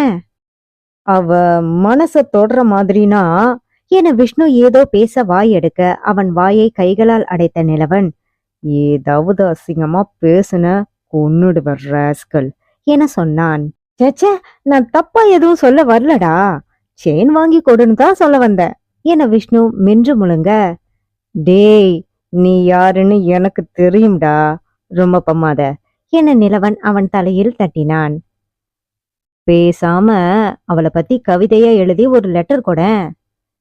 இதெல்லாம் அந்த காலத்து யோசனை தான். இருந்தாலும் ஒரு தடவை ட்ரை பண்ணி பார்க்கலாம். ஆனா எனக்கு கவிதை எழுத தெரியாதே. அதுக்கு என்னடா இப்ப? அதான் நிறைய பாட்டு இருக்க. அதுல 4 பாட்டை பிடிச்சு அதுல இருந்து கொஞ்சம் கொஞ்சம் லைனை சுட்டி எழுதி கொடு. இது கூட நல்ல ஐடியா தான். அவ ஒத்துக்கிட்டா ரெஸ்டாரண்ட் புக் பண்ணி நைட் ரொமான்டிக் டின்னர் அரேஞ்ச் பண்ணிட வேண்டியதுதான் என சொல்லி கொண்டிருக்க விஷ்ணு அவன் தோளை தட்டினான். பரவாயில்லடா, நீயாவது கொஞ்சம் நல்லா ரொமான்டிக்கா யோசிக்கிற. ஆனா உன் பொண்டாட்டி இருக்காளே, எல்லாம் மொக்க ஐடியாவா தான் யோசிக்கிறா என சொல்ல நிலவனும் ராமும் அவனை புரியாமல் பார்த்தார்கள். என்னடா சொல்ற என கேட்க தான் உளறிவிட்டதை எண்ணி விஷ்ணு நாக்கை கடித்து கொண்டான். அது ஒண்ணும் இல்லடா என அவன் சிரித்து மழுப்ப, மரியாதையா இப்ப சொல்லல, உன்னை தொலைச்சு கட்டிடுவேன் என நிலவன் அவன் கழுத்தை பிடிக்க கடகடவென்று விஷ்ணு உண்மையை ஒப்பித்தான். அப்படின்னா அவ என்ன லவ் பண்ணினாளா? அன்னைக்கு பேசும்போது கூட நான் பேசுனதுல கோபமா பேசுறான்னு தான் நினைச்சேன். அவ மனசுல காதல் இருக்கும்னு நான் எதிர்பார்க்கவே இல்லடா என நிலவன் வருத்தப்பட்டு பேசினான். ஏண்டா, லவ் பண்ணாத உன்ன எதுக்காகடா பொண்டாட்டினி உரிமை கொண்டாடி சண்டை போட போறா? நீ உரிமை இல்லைன்னு சொன்னதோ கவலைப்பட போறா? இத கூடவா நீ இவ்வளவு நாள் யோசிக்காம இருந்த என விஷ்ணு அவனை ஆச்சரியமாக பார்த்தான். நாச்சியார் பாட்டி சொன்னது இதைத்தானோ? அவள் எதனால் அப்படி கோபப்படுகிறாள் என புரிந்தால் நிச்சயம் நான் சந்தோஷப்படுவேன் என்று சொன்னாரே. உண்மையிலேயே இப்பொழுது நிலவன் தலைக்கால் புரியாமல் சந்தோஷத்தில் திக்குமுக்காடி கொண்டிருந்தான். நெஞ்சம் உவகையில் நிறைந்திருக்க யாஹூ என துள்ளி குதித்தவன், எனக்கு என்ன சொல்றதுனே தெரியலடா, அவ்வளவு சந்தோஷமா இருக்கு, இது போதும், எப்படியோ அவளை சமாதானப்படுத்திடுவேன் என சொல்ல ராம் இல்லை என்னும் விதமாக தலையாட்டினான். டேய், கொஞ்சம் யோசிச்சு பாரு. அவ உன்னை நேசிக்கவே இல்லைனாலும் நீ பேசின வார்த்தைகள் அவளை காயப்படுத்தி இருக்கும். ஆனா அவ உன்னை அவ்வளவு தூரம் நேசிச்சிருக்கா. நீ பேசினது அவளை எவ்வளவு கஷ்டப்படுத்திருக்கோம். அவ்வளவு சீக்கிரம் அவ மனசு இறங்கி வருவாளா? இப்போது யோசனையுடன் நின்ற நிலவன் பிறகு முகம் மலர்ந்து, வருவாளடா, அவ இனி என்ன திட்டினாலும் சந்தோஷமா வாங்கிட்டு நான் மனம் தளராம முயற்சி பண்ணுவேன் என சொல்ல நண்பர்கள் இருவரும் சிரித்து கொண்டார்கள். டேபிளுக்கும் அவனுக்கும் இடையில் வந்து நின்றதால் அவனை நெருங்கி நின்றிருக்க அதை உணர்ந்து அவள் நகரப்போக அவனோ இரு பக்கமும் டேபிளில் கை ஊன்றி அவளை நெருங்கி, இது யாருக்கு வாங்கின என கேட்டான். அவன் நெருக்கத்தில் நெறிந்தவள், அத உங்ககிட்ட சொல்லணும்னு அவசியம் இல்ல என அவனை முறைத்து பார்த்தாள். எனக்காக தான் வாங்கியிருக்குன்னு தெரியும்டி, ஆனா கொடுக்க மாட்ட, அவ்வளவு பிடிவாதம் என சொல்ல உதட்டை கடித்து சற்று நேரம் அமைதியாக இருந்தாள். ஆமா, அப்படித்தான் வச்சுக்கோங்க, உங்களுக்காக தான் வாங்கினேன், ஆனா கொடுக்க மாட்டேன். ஏன்? அப்போ பிடிச்சிருந்தது வாங்கினேன், இப்ப பிடிக்கல, அதனாலதான். உண்மையிலேயே என்ன பிடிக்கலையா என கேட்க குழலி முகத்தை திருப்பிக் கொண்டாள். அவள் முகத்தை பிடித்து தன்னை நோக்கி திருப்பி கன்னத்தில் இதழ் பதித்தவன், ஐ லவ் யூ குழலி என சொல்ல அவள் அதிர்ந்து விழிவிரித்தாள். கண்கள் லேசாக கலங்கி போக அவள் கண்களில் முத்தத்தை பதித்தவன், ஐம் சாரிடி என சொல்ல அவன் நெஞ்சில் வேகமாக அடித்தவள், சாரியா சாரி, முதல்ல வெளியே போடா என கத்தினாள். சாரிடி, தெரியாம பண்ணிட்டேன், பிளீஸ் என்ன மன்னிச்சிட என சொல்ல, முடியாது, வெளியில போடா என குழலி முகம் சிவக்க கத்தினாள். கத்தாதடி, பாட்டி வந்துட போறாங்க. நீ வெளியில போலனா அப்படித்தான் கத்துவ. அப்ப கத்துவ அப்படித்தானே?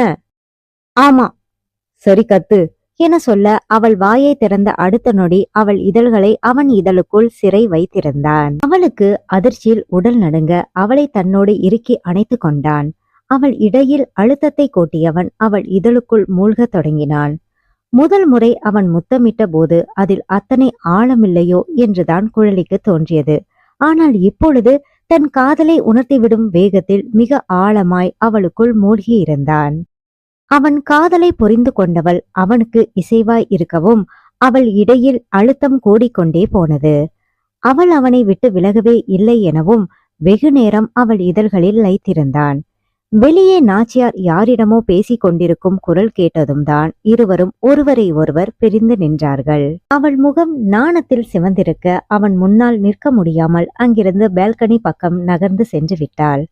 போகும் அவளை புன்னகையோடு பார்த்துவிட்டு நிலவன் கீழே இறங்கி சென்றான். நாச்சியார் அங்கே வேலை செய்யும் மாலதியிடம்தான் ஏதோ சத்தமிட்டு கொண்டிருந்தார். என்ன நாச்சி, சத்தமெல்லாம் பலமா இருக்கு, அக்காவை என்ன சொல்லிக்கிட்டு இருக்க என்றபடி துள்ளலுடன் வந்தவனை மேலும் கீழும் பார்த்தவர், என்னடா சிரிப்பெல்லாம் பலமா இருக்கு, முதல்ல நீ என்ன செய்தின்னு சொல்லு என கேட்டார். வயசான காலத்துல உனக்கு எதுக்கு நாச்சி அதெல்லாம்? அது ஒரு சம்பவம், சரி சொல்லுங்க, இங்க என்ன சண்டை? அவனை சந்தேகமாய் பார்த்தாலும், அது ஒண்ணு இல்லடா பேராண்டி, அந்த செந்தாமரை சீரியல்ல அந்த ஹீரோயினுக்கு 2 புருஷன்டா. அவளுக்கு 5 வயசுல ஒரு பையன் இருக்கான். இப்போ அந்த 2 புருஷன்ல எந்த புருஷனுக்கு அந்த புள்ள பிறந்ததுன்னு தான் தீவிரமா பேசிட்டு இருந்தோம் என சொல்ல நாச்சியாரை நிலவன் இடுப்பில் கை வைத்தபடி முறைத்தான். ஏன் கிழவி, இது இப்போ ரொம்ப முக்கியமான சந்தேகமா? அதுக்காகவா 2 பேரும் இப்படி கோலாய் அடியில சண்டை போடுற மாதிரி சண்டை போட்டுக்கிட்டு இருந்தீங்க? பின்ன என்னடா, நான் புருஷனுக்கு தான் பிறந்திருக்கணும்னு சொல்றேன், ஆனா இவ 2வது புருஷனுக்கு தான் பிறந்திருக்கும்னு சொல்றா என நாச்சியார் நியாயம் பேச மாலதியும் விடுவதாக இல்லை. ஆமா தம்பி, புருஷன் கூட அவ வாழ்ந்ததே 6 மாசம்தான். 2வது புருஷன் தான் ரொம்ப நாள் குடும்பம் நடத்தினான். அப்ப அவனுக்கு தானே பிறந்திருக்கணும் என மாலதி அக்காவும் தனது அதிமுக்கிய சந்தேகத்தை கேட்டுக்கொண்டிருந்தார். அடச்சே, 2 பேரும் நிப்பாட்டுங்க, கேட்கவே நாராசமா இருக்கு. 2 பேத்துல யாருக்கு பிறந்திருந்தா நமக்கு என்ன, போய் வேலையை பாருங்க என நிலவன் கடுப்படிக்கவும் தான் இருவரும் முணுமுணுத்து கொண்டே அங்கிருந்து நகர்ந்தார்கள். இரவு உணவு உண்ணும் நேரம். வேண்டுமென்றே குழலி பக்கத்தில் அமர்ந்த நிலவன் அவளை சீண்டிக் கொண்டே இருந்தான். டேபிளில் இருக்கும் அவள் விரல்களை வருடுவது, அவள் தட்டில் இருந்து எதையாவது எடுத்து சாப்பிடுவது, காலை நிமிண்டுவது என ஏதாவது செய்து கொண்டே இருக்க அவள் நாச்சியார் முன் எதுவும் சொல்ல முடியாமல் நெளிந்தபடியே அவனை முறைத்தாள். அவளை பார்த்து கண் சிமிட்டி சிரித்தவன் மீண்டும் விட்ட வேலையை தொடர அவளுக்கு தான் சாப்பாடே இறங்கவில்லை. கடினப்பட்டு அவள் உணவை விழுங்கிக் கொண்டிருக்க அவன் அவள் இடையில் கை வைத்ததும் கைகளில் எடுத்த உணவை வாய்க்கு கொண்டு போக முடியாமல் அதிர்ச்சியில் அப்படியே இருந்து விட்டாள். ஏண்டி குழலி, கையில எடுத்த சாப்பாட்டை வாயில வைக்க கூட முடியாம அப்படி என்னடி யோசனை என நாச்சியார் அதட்டவும் தான் சற்றென்று நிலவன் விலகி அமர்ந்தான். குழலி அவசர அவசரமாக சாப்பிட்டு முடித்து தனது அறைக்கு ஓடிப்போக அவளையே புன்னகையுடன் பார்த்திருந்தவனை தொண்டையை செருமி அழைத்த நாச்சியார், என் பேத்திய சாப்பிட விடாம ஏண்டா போட்டு தொல்லை பண்ணிட்டு இருக்க என கேட்க அவன் திரு திருவென விழித்தான். என்னடா பாக்குற, எனக்கு எப்படி தெரியும்னா, அவ காலை சொரன்றதா நினைச்சு 2 தடவை நீ என் காலதான் சொரண்டன என சொல்ல குடித்து கொண்டிருந்த தண்ணீர் நிலவனுக்கு அப்படியே புறையேறி விட்டது. தலையை தட்டியபடி அவன் அசடு வழிய நாச்சியாரை பார்க்க அவரும் வந்த சிரிப்பை அடக்கி கொண்டு, இருந்தாலும் பேத்திகாலுக்கும் பாட்டிகாலுக்கும் கூடவா உனக்கு வித்தியாசம் தெரியல என கெக்க பெக்கே வென்று சிரித்தார். ஏ கிழவி, அதுதான் அவ கூட ரொமான்ஸ் பண்றேன்னு தெரியுதுல்ல, அப்புறம் நீ எந்திரிச்சு போக வேண்டியது தானே? அடக்கு இருக்கு பயல, நான் இருந்தேன்னு தான் அவ எதுவும் பேசாம உக்காந்துருந்தா. இல்லனா எப்போவோ எந்திரிச்சு ஓடி போயிருப்பா. ஓ, அப்படி ஒண்ணு இருக்குல்ல. நீ செம பாட்டிதான். டேய் டேய், உன்ன எனக்கு தெரியும்டா. ரொம்ப நடிக்காத. நான் போகாததுக்கு அது மட்டும் காரணம் இல்ல. அவ வெறுமனே எழுந்திருச்சு போயிருக்க மாட்டா. உன்னை கிடி கிடின்னு கிழிச்சு தொங்க விட்டுட்டு தான் போயிருப்பா. சரி, போனா போயிட்டு போறான். நம்ம பேராண்டியாச்சேன்னு தான் உன்னை காவந்து பண்ணுவோம்னு உக்காந்துருந்தேன். அப்படின்னா இப்போ நீ என் உயிரை காப்பாத்திருக்க. சரியா சொல்லணும்னா அதேதான். உன் பேத்தி ராட்சசின்னு இப்போவாவது ஒத்துக்கிறியா? டேய், எகத்தாளம் புடிச்சவனே, அவ காதுல விழுந்தா உன்னை மட்டும் இல்ல, என்னையும் சேர்த்து தொலைச்சி கட்டிட்டு வா, பேசாம இருடா என சொல்ல நிலவன் கப்பென்று வாயை மூடிக்கொண்டான். அத்தியாயம் 34. அன்று குழலி ஹேமாவோடு கேண்டீனில் அமர்ந்திருக்க அவர்கள் எதிரில் புன்னகையோடு ரோஜா வந்து அமர்ந்தாள். அவளை பார்த்ததுமே இருவரும் புன்னகையோடு, என்ன ரோஜா, கேண்டீன் எல்லாம் வந்திருக்க? அவ்வளோ சீக்கிரம் நீ கிளாஸ் ரூமை விட்டு எங்கேயும் வரமாட்டியே என கேட்டார்கள். இளநிலை 1ஆம் ஆண்டில் கிராமத்தில் இருந்து வந்து அங்கே சேர்ந்திருக்கிறாள். அவர்களைப் போலவே முதலில் பயந்தவள் ஹாஸ்டலில் சமாளிக்கத்தான் ரொம்பவும் கஷ்டப்பட்டாள். அடிக்கடி அங்குள்ள பெண்களின் கேலிக்கு உள்ளானவள் ஒருமுறை அவர்களின் கிண்டல் தாங்க முடியாமல் கேண்டீனில் வந்து அழுது கொண்டிருக்க, அப்போதுதான் முதல் முறை இருவரும் அவளை பார்த்தார்கள். அவளை சமாதானப்படுத்தி என்ன விஷயம் என விசாரித்து அவளை கிண்டல் செய்த பெண்களை கூப்பிட்டு மிரட்டவும் தான் அவர்களும் ரோஜாவை அதன் பிறகு தொந்தரவு செய்வதில்லை. என்னதான் ஹேமாவும் குழலியும் முதல் வருடம் என்றாலும் அவர்கள் முதுநிலை பட்டப்படிப்பு என்பதால் அவர்கள் மேல் அந்த பெண்களுக்கு கொஞ்சம் மரியாதை இருந்தது. ரோஜா அழகான பெண்தான். கிராமத்து சாயல் அவளிடம் அப்படியே தெரிய குழலிக்கு அவள் மீது ஒரு தனி பாசம். அடிக்கடி இருவரும் சந்தித்து பேசிக் கொள்வார்கள். எப்போதும் ரோஜாவை தேடி குழலிதான் சென்று பார்த்து வருவாள். இன்று அவளே தேடி வந்திருக்கவும் ஆச்சரியத்தோடு தான் இருவரும் என்னவென்று கேட்டார்கள். இன்னைக்கு எனக்கு பர்த்டே அக்கா என இருவரிடமும் ஸ்வீட் பாக்ஸை எடுத்து நீட்ட இருவரும் புன்னகையோடு அவளுக்கு வாழ்த்துக்களை சொன்னார்கள். முன்னாடியே சொல்லியிருந்தா உனக்கு ஏதாவது கிஃப்ட் வாங்கிட்டு வந்திருப்பல்ல. நீங்களே எனக்கு கிஃப்ட் தாங்கா, தனியா எதுக்கு கிஃப்ட் என சொல்ல, ஐயோ சாமி, புல்லரிக்குது போ. இதெல்லாம் நம்ம பாட்டி காலத்து டைலாக்கு, இன்னும் இதெல்லாம் விடலையா நீ என குழலி அவளை கிண்டல் செய்தாள். இன்னும் நான் அப்டேட் ஆகலக்கா, அதனால அட்ஜஸ்ட் பண்ணிக்கோங்க என ரோஜா சொல்ல இருவரும் அவளை பார்த்து சிரித்தார்கள். இன்னைக்கு உனக்கு கிளாஸ் எதுவும் இல்லைன்னா நம்ம வெளியில எங்கேயாவது போலாமா ரோஜா என கேட்க அவளும் மதியத்துக்கு மேல போகலாக்கா என சொன்னாள். ரோஜா விடைபெற்று எழுந்து செல்லவும் வாசலில் வைத்து அவளை அவளோடு படிக்கும் மாணவர்கள் வழிமறித்தார்கள். என்ன ரோஸ், எங்களுக்கெல்லாம் ஸ்வீட் இல்லையா என அவர்கள் கலாட்டா செய்து கொண்டிருக்க குழலி எழுந்து அவர்கள் அருகில் செல்லும் முன் அறை விழும் சத்தம் கேட்டது. யார் என்று ஒரு ஆர்வத்தோடு குழலியும் ஹேமாவும் ஒருவரை ஒருவர் பார்த்து கொண்டு முன்னேறினார்கள். அங்கே அஜித்தை பார்த்ததும் இருவருக்கும் அதிர்ச்சிதான். அவனா அவர்களை அடித்தான்? மேலும் ஒரு அறையை அவர்களுக்கு கொடுத்தவன், கூட படிக்கிற கேர்ள்ஸ் கிட்ட என்னடா தேவையில்லாம கலாட்டா பண்றீங்க? கெத்துனா பசங்களோட நிறுத்திக்கணும், பொண்ணுங்க கிட்ட இப்படி வம்பளுக்கிறதெல்லாம் கெத்து கிடையாது என சொன்னவன் மேலும் சில வசவுகளை பொழிந்து விட்டே அவர்களை விரட்டி அடித்தான். மூவரையும் பொதுவாய் பார்த்து, சாரி, அவங்களுக்காக நான் உங்ககிட்ட மன்னிப்பு கேட்டுக்கிறேன் என சொல்ல மூவருமே பரவாயில்லை என்னும் விதமாய் தலையாட்டினார்கள். ரோஜா தன் கையில் வைத்திருந்த சாக்லேட் பாக்ஸை அவன் முன்னால் நீட்டி, எனக்கு இன்னைக்கு பர்த்டே அண்ணா, எடுத்துக்கோங்க என சொன்னாள். ஓ, ஹாப்பி பர்த்டே என அவன் புன்னகையோடு சொல்ல அவளும் தேங்க்ஸ் அண்ணா என்று சிரித்தாள். சரி, உங்க 3 பேருக்கும் வேற ஏதாவது ப்ராப்ளம் இருந்தா தயங்காம என்ன கூப்பிடுங்க. நான் பசங்க கிட்ட கெத்துக்காக வம்புழுப்பந்தான், ஆனா இந்த மாதிரி பொண்ணுங்க கிட்ட எல்லாம் தேவையில்லாம வம்பு வச்சுக்க மாட்டேன் என சொல்ல குழலிக்கு அவனை பார்த்து யோசனையாக இருந்தாலும், சரி அஜித், எங்களுக்கு ஏதாவது ஹெல்ப் வேணும்னா கண்டிப்பா கேக்குறோம் என சொல்லிவிட்டு ரோஜாவை கையோடு அழைத்து சென்றார்கள். போகும் அவர்களையே பார்த்திருந்த அஜித் முகத்தில் புன்னகை விரிந்து இருந்தது. அன்று விஷ்ணு சோகமாய் இருக்கையில் அமர்ந்திருக்க அலுவலகத்திற்கு வந்த நிலவன் அவனை கேள்வியாய் பார்த்தான். என்னடா, ஏதோ கப்பலை கவுந்து போன மாதிரி கன்னத்துல கை வச்சுட்டு உக்காந்துருக்க? கப்பல் கவுந்தா எனக்கு என்ன போச்சு? என் வாழ்க்கையே கவுந்து போச்சு. அதனாலதான் கன்னத்துல கை வச்சிருக்கேன். ஏன் கன்னத்துல கை வச்சாதான் வாழ்க்கை நிமிர்ந்து வருமோ என நிலவன் கிண்டலாய் கேட்க விஷ்ணு அவனை முறைத்தான். ஏன்டா என் உயிரை வாங்குற? நானே கடுப்புல இருக்கேன். என்னடா ஆச்சு அத சொல்லு. அதான் உன் ஐடியா படி ரஞ்சிய கூட்டிட்டு பீச்சுக்கு போனல்ல, அங்க என் லவ்வ சொன்னேன். ஓ, சொல்லிட்டியா? என்ன சொன்னா? ஒரு பெருமூச்சுடன், என்ன சொல்லுவா, நான் உன்னை ஃப்ரெண்டா தான் பார்த்தேன், இதெல்லாம் எனக்கு பிடிக்காதுன்னு சொல்லிட்டா என சோகமாக சொன்னான். அது ஆல்ரெடி எதிர்பார்த்தது தானே. நீ உன் லவ் பத்தி பில்டப் பண்ண வேண்டியது தானே. எங்க பேச ஆரம்பிக்கிறதுக்கு முன்னாடியே அவ காய்ச்சி மூச்சுன்னு என்னை திட்டி எடுத்துட்டா. உனக்கு எப்படி என் மேல இப்படி ஒரு எண்ணம் வந்துச்சு? உங்ககிட்ட ஃப்ரெண்டா தானே பழகுன, கொஞ்சமாவது யோசிக்க மாட்டியா? அது இதுன்னு திட்டி தீத்துட்டா.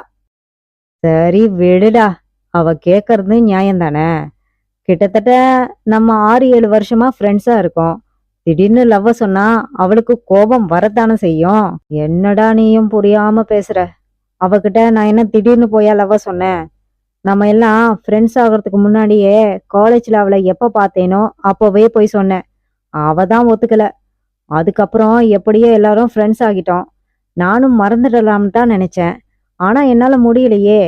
அத சொன்னா அப்ப இவ்வளவு நாள் என்கிட்ட ஃப்ரெண்டா இருக்கிற மாதிரி நடிச்சியான்னு கேக்குறா. இப்ப என்ன பண்றதுன்னு ஒன்னும் புரியலடா. அவகிட்ட எப்படி என் லவ்வ புரிய வைக்க போறேனோ. சரிடா, கொஞ்ச நாள் அப்படியே விடு. அப்புறமா அவகிட்ட பொறுமையா எடுத்து சொல்லு, புரிஞ்சுப்பா. என்ன இருந்தாலும் அவளுக்கும் கோபம் இருக்கும் தானே. வேற வழி என்ன பண்றது? வெயிட் பண்ணி தான் ஆகணும். ஆனா அப்பவும் அவ மனசு மாறணுமே, அதான் கவலையா இருக்கு என சொன்னவன் கேண்டீனுக்கு அழைக்க நிலவனும் அவனோடு எழுந்து சென்றான். நிலவனும் குழலியும் அமைதியாக இருப்பது கண்டு ஸ்ரேயாவிற்கு பொறுக்க முடியவில்லை. இதில் நிலவன் கண்களாலேயே குழலியை பார்த்து கதை படித்தான். அவள் பெரிதாக கண்டு கொள்ளவில்லை என்றாலும் நிலவன் கண்களில் துப்பாக்கியை வைத்துக்கொண்டு அடிக்கடி குழலியை நோக்கி குறிப்பார்த்து புல்லட்டுகளை எய்து கொண்டிருந்தான். டீனேஜ் பையனு நினப்பு என அவன் செய்ததை பார்த்து ஒரு கட்டத்தில் ஸ்ரேயாவிற்கு எரிச்சல் தாழ முடியவில்லை. இவர்களை இப்படியே விட்டது தவறு என மனதுக்குள் கருவி கொண்டவள் அந்த கம்பெனியில் யாரையாவது அவர்களுக்கு எதிராக கிளப்பி விடுவோமா என யோசித்தாள்.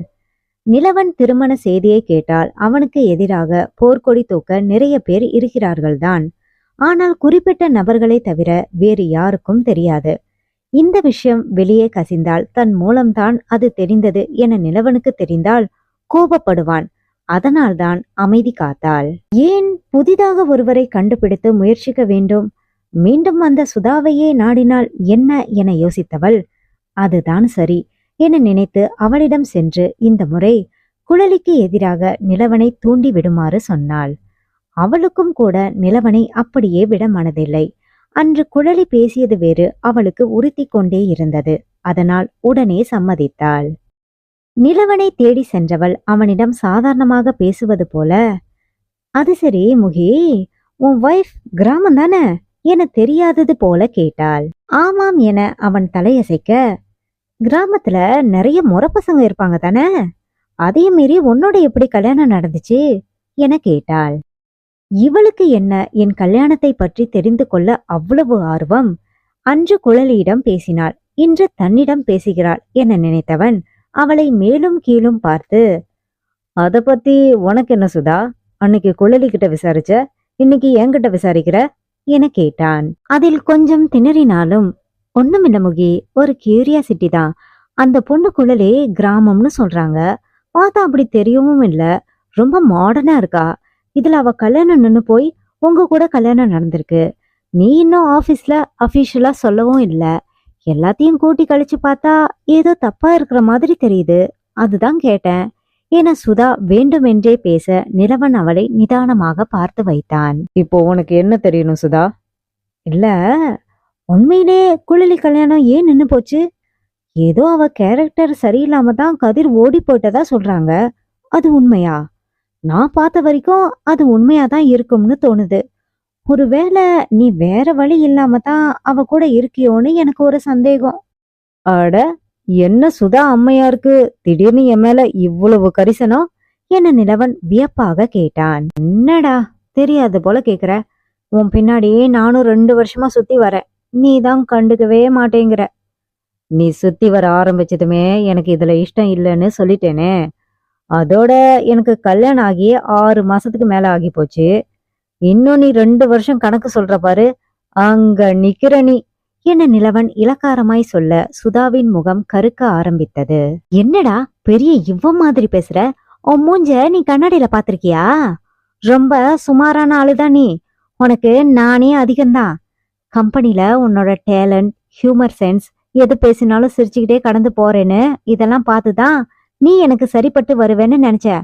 நான் மட்டும் இல்ல, இந்த கம்பெனில நிறைய பொண்ணுங்க உன் பின்னாடி சுத்தனத்துக்கு காரணம் அதுதான். இல்லனா கதிரை விட சுமார்னு தெரிஞ்சோம் உன் பின்னாடி ஏன் சுத்த போறோம்? என்னவோ உனக்கு லக்கு. குழலி மாதிரி நல்ல பேரழகி உனக்கு வைஃபா கிடைச்சிருக்கா. அதனாலதான் இப்படி அலட்டிக்கிறியா? அவ வேணும்னா லூசுத்தனமா வேற வழி இல்லாம உன்னை கல்யாணம் பண்ணிருக்கலாம். எங்களை பொறுத்த வரையிலும் நீ ஆவரேஜ் பீஸ் தான்.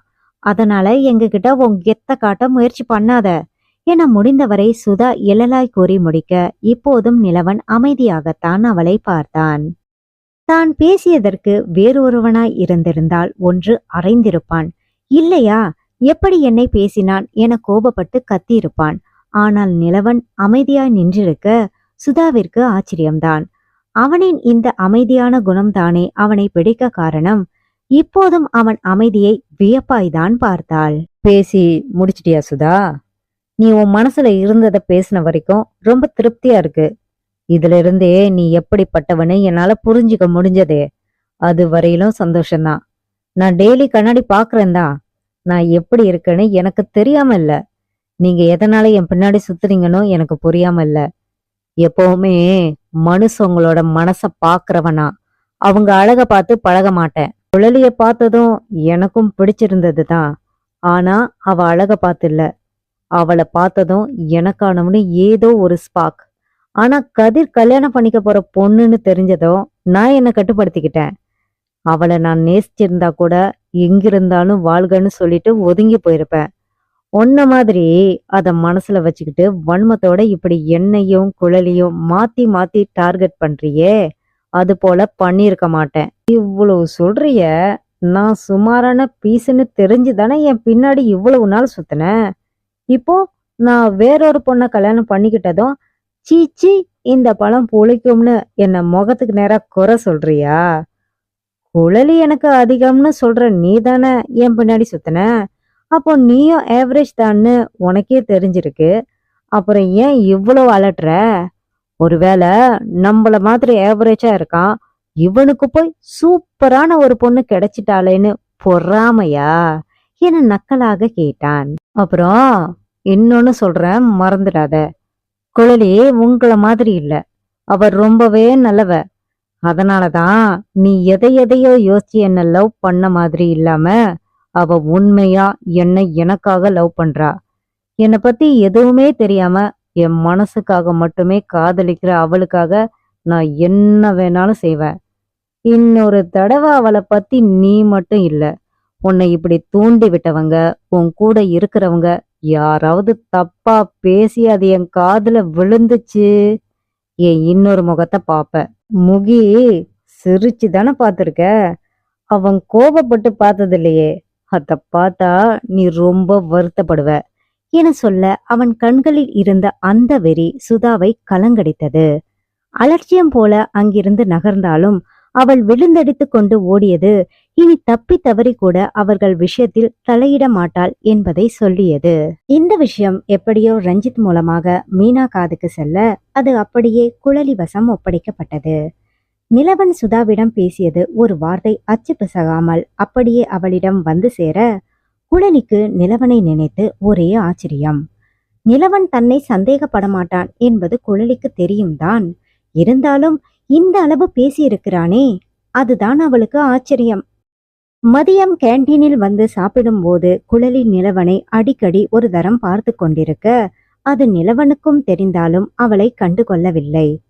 வீட்டிற்கு வந்த பின்னாலும் அவள் அதையே தொடர்ந்து கொண்டிருக்க ஒரு கட்டத்திற்கு மேல் நிலவனால் தான் அவள் பார்வை வீச்சை தாங்க முடியாமல் போனது. குழலி சமையலறைக்கு எழுந்து செல்ல நாச்சியார் அந்த பக்கம் இருக்கும் அரவம் ஏதேனும் தெரிகிறதா என்று பார்த்தபடி நிலவனும் அவள் பின்னால் சென்றான். அவள் தண்ணீரை பாட்டிலில் நிரப்பிக் கொண்டிருக்க அவள் பின்னால் சென்றவன் அவளுக்கு நெருக்கமாக நின்று, ஓய், என்ன அப்போலிருந்து என்ன விழுங்குறது போல பார்த்துக்கிட்டே இருக்கியே, என்ன விஷயம் என அவள் காதலியை குனிந்து கேட்டான். அப்படியானால் தன்னை பார்த்து கொண்டுதான் இருந்தானா? அவன் கவனிக்கவில்லை என்று நினைத்து பார்த்தது தவறாகி போய்விட்டதோ என உதட்டை கடித்து கொண்டு நின்றவள் அவன் நெருக்கத்தில் நெளிந்து கொண்டிருந்தாள். நான் ஒன்னும் உங்களை பார்க்கல, தள்ளுங்க என சமாளிப்பாக பதில் சொல்ல அவன் அவளை விடுவதாக இல்லை. அப்படியா? அப்ப அந்த சைட்டு என்ன பார்த்த? எதையோ பார்த்தேன், உங்களுக்கு என்ன? அது எப்படிமா, என் பக்கம் பார்த்துருக்க, ஆனா என்ன பார்க்கல, வேற எதை பார்த்தேன்னு நான் தெரிஞ்சுக்கணுமா இல்லையா? ஐயா சாமி, உங்களை தான் பார்த்தேன், ஆனா தெரியாம பார்த்துட்டேன், ஆளை விடுறீங்களா? அது எப்படி விட முடியும்? நீ எதுக்காக பார்த்தேன்னு சொல்லு.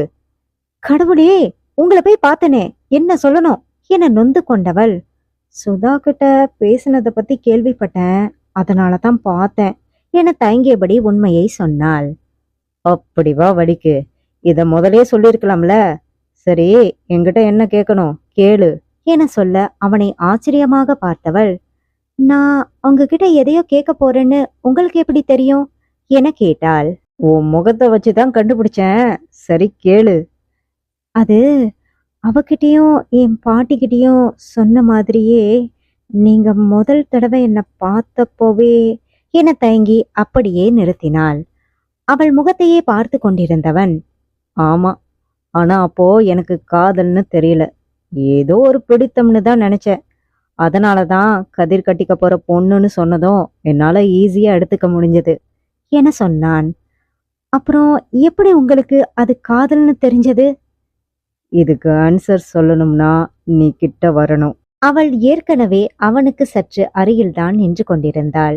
இன்னும் நெருங்கி வரவும் அவளை நன்றாக இறுக்கிக் கொண்டவன் அழுத்தமாக அவள் இதழில் இதழ் பதித்தான். வழக்கம் போல அவள் அவனை விலக்கவும் இல்லை, அவனை ஆதரிக்கவும் இல்லை. அவள் கைகள் உணர்ச்சியின் மிகுதியில் கையில் வைத்திருந்த பாட்டிலை இறுக பற்றி கொண்டது. அவன் உடல் அவள் உடலில் முழுவதுமாக படுமாறு இறுக்கிக் கொண்டவன் இதழில் இன்னும் இன்னும் என ஆழமாய் புதைய ஒரு கட்டத்திற்கு மேல் அவளால் தன்னை கட்டுப்படுத்தி கொள்ள முடியாமல் அவனை ஆற தழுவி கொண்டாள். வெகு நேரத்திற்கு பிறகு இருவரும் பிரிய அவள் சோர்ந்து போயிருந்தாலும் கூட அவள் முகம் நாணத்தில் நிறைந்திருக்க அவன் முகமும் அவளுக்கு போட்டியாக நாணத்திலும் முகமலர்ச்சியிலும் பெரிதாய் நிறைந்திருந்தது. அவளை தாபமாய் பார்த்து கொண்டிருந்தவன் தாங்க முடியாமல் மீண்டும் அவளை அணைத்து இதழ் பதிக்க நீண்ட நெடிய முத்தம், அதை அவன் முடித்து வைக்க விரும்பவில்லை. ஆனால் நாச்சியாரின் குரல் கேட்டதும் சற்றென இருவரும் பிரிந்து நின்றார்கள். அதற்கு மேல் அங்கு நிற்க முடியாமல் குழலி ஓடி சென்று விட்டாள். அந்த பக்கமாய் வந்த நாச்சியார் நிலவனின் மலர்ந்த முகத்தை பார்த்ததும், என்னடா இன்னைக்கு ஒரு மாதிரியா நிக்கிற, என்ன விஷயம் என கேட்டார். அதே சமூகம் தான் பாட்டி, வேற ஒன்னும் இல்ல என சொல்ல நாச்சியார் அவனை மேலும் கீழுமாக பார்த்தார். ஏதோ சம்பவம்னு சொல்ற, என்னன்னு தான் தெரியல, என்னைக்காவது ஒரு நாள் எனக்கு தெரியாமலா போக போகுது என நொடித்து கொண்டு அங்கிருந்து நகர்ந்தார். அவரை பார்த்து பெரிதாய் மலர்ந்து சிரித்தவன் முகம் முழுவதும் புன்னகையை பூசிக்கொண்டு தனது அறைக்கு சென்றான். அத்தியாயம் 35. நிலவன் கம்பெனி தொடங்குவதற்காக தீவிரமாக வேறு இடம் பார்க்க ஆரம்பிக்க ஸ்ரேயாவிற்கு அதை எப்படி தடுத்து நிறுத்துவது என்று தெரியவில்லை. இப்போது ஓரளவு நல்ல வருமானம் வந்து கொண்டே இருக்கிறது.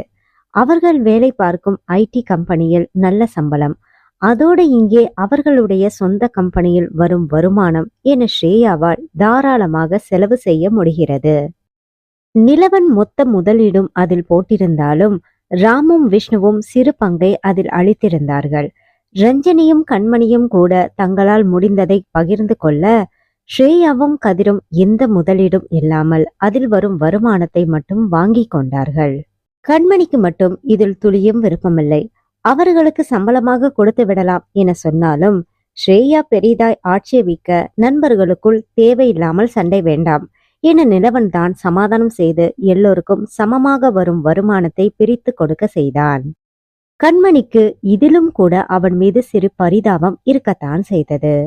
அவன் முழு தொகையையும் போட்டுவிட்டு எல்லோருக்கும் சமமான பணத்தை கொடுக்கிறானே என்று அவனை நினைத்து பாவமாக கூட இருந்தது. ரஞ்சனியும் ராமும் கூட அடிக்கடி இதை சொல்லி புலம்பி இருக்கிறார்கள். விஷ்ணு எப்போதும் ஸ்ரேயாவை எதிர்த்து எதுவும் பேசிவிட மாட்டான். அன்றும் கூட நிலவன் கம்பெனிக்காக வேறு இடம் தேடுவதை ஸ்ரேயா தேவையில்லாத வேலை என்னும் விதமாக பேசிக் கொண்டிருக்க நிலவன் அதை கண்டுகொள்ளவில்லை. ஆனால் இந்த முறை ஸ்ரேயாவிற்கு எதிராக விஷ்ணு பேசினான். என்ன ஸ்ரேயா இதையே சொல்ற? எல்லாரும் பேசி முடிவெடுத்து தானே வேற இடம் பாக்குறோம். இப்ப திடீர்னு வேண்டாம்னு அதையே சொன்னா எப்படி? நான் ஆரம்பத்துல இருந்து இது வேண்டாம்னு தான் சொல்ற விஷ்ணு. எனக்கு வேற இடம் பாக்குறதுல இன்ட்ரெஸ்ட் இல்ல.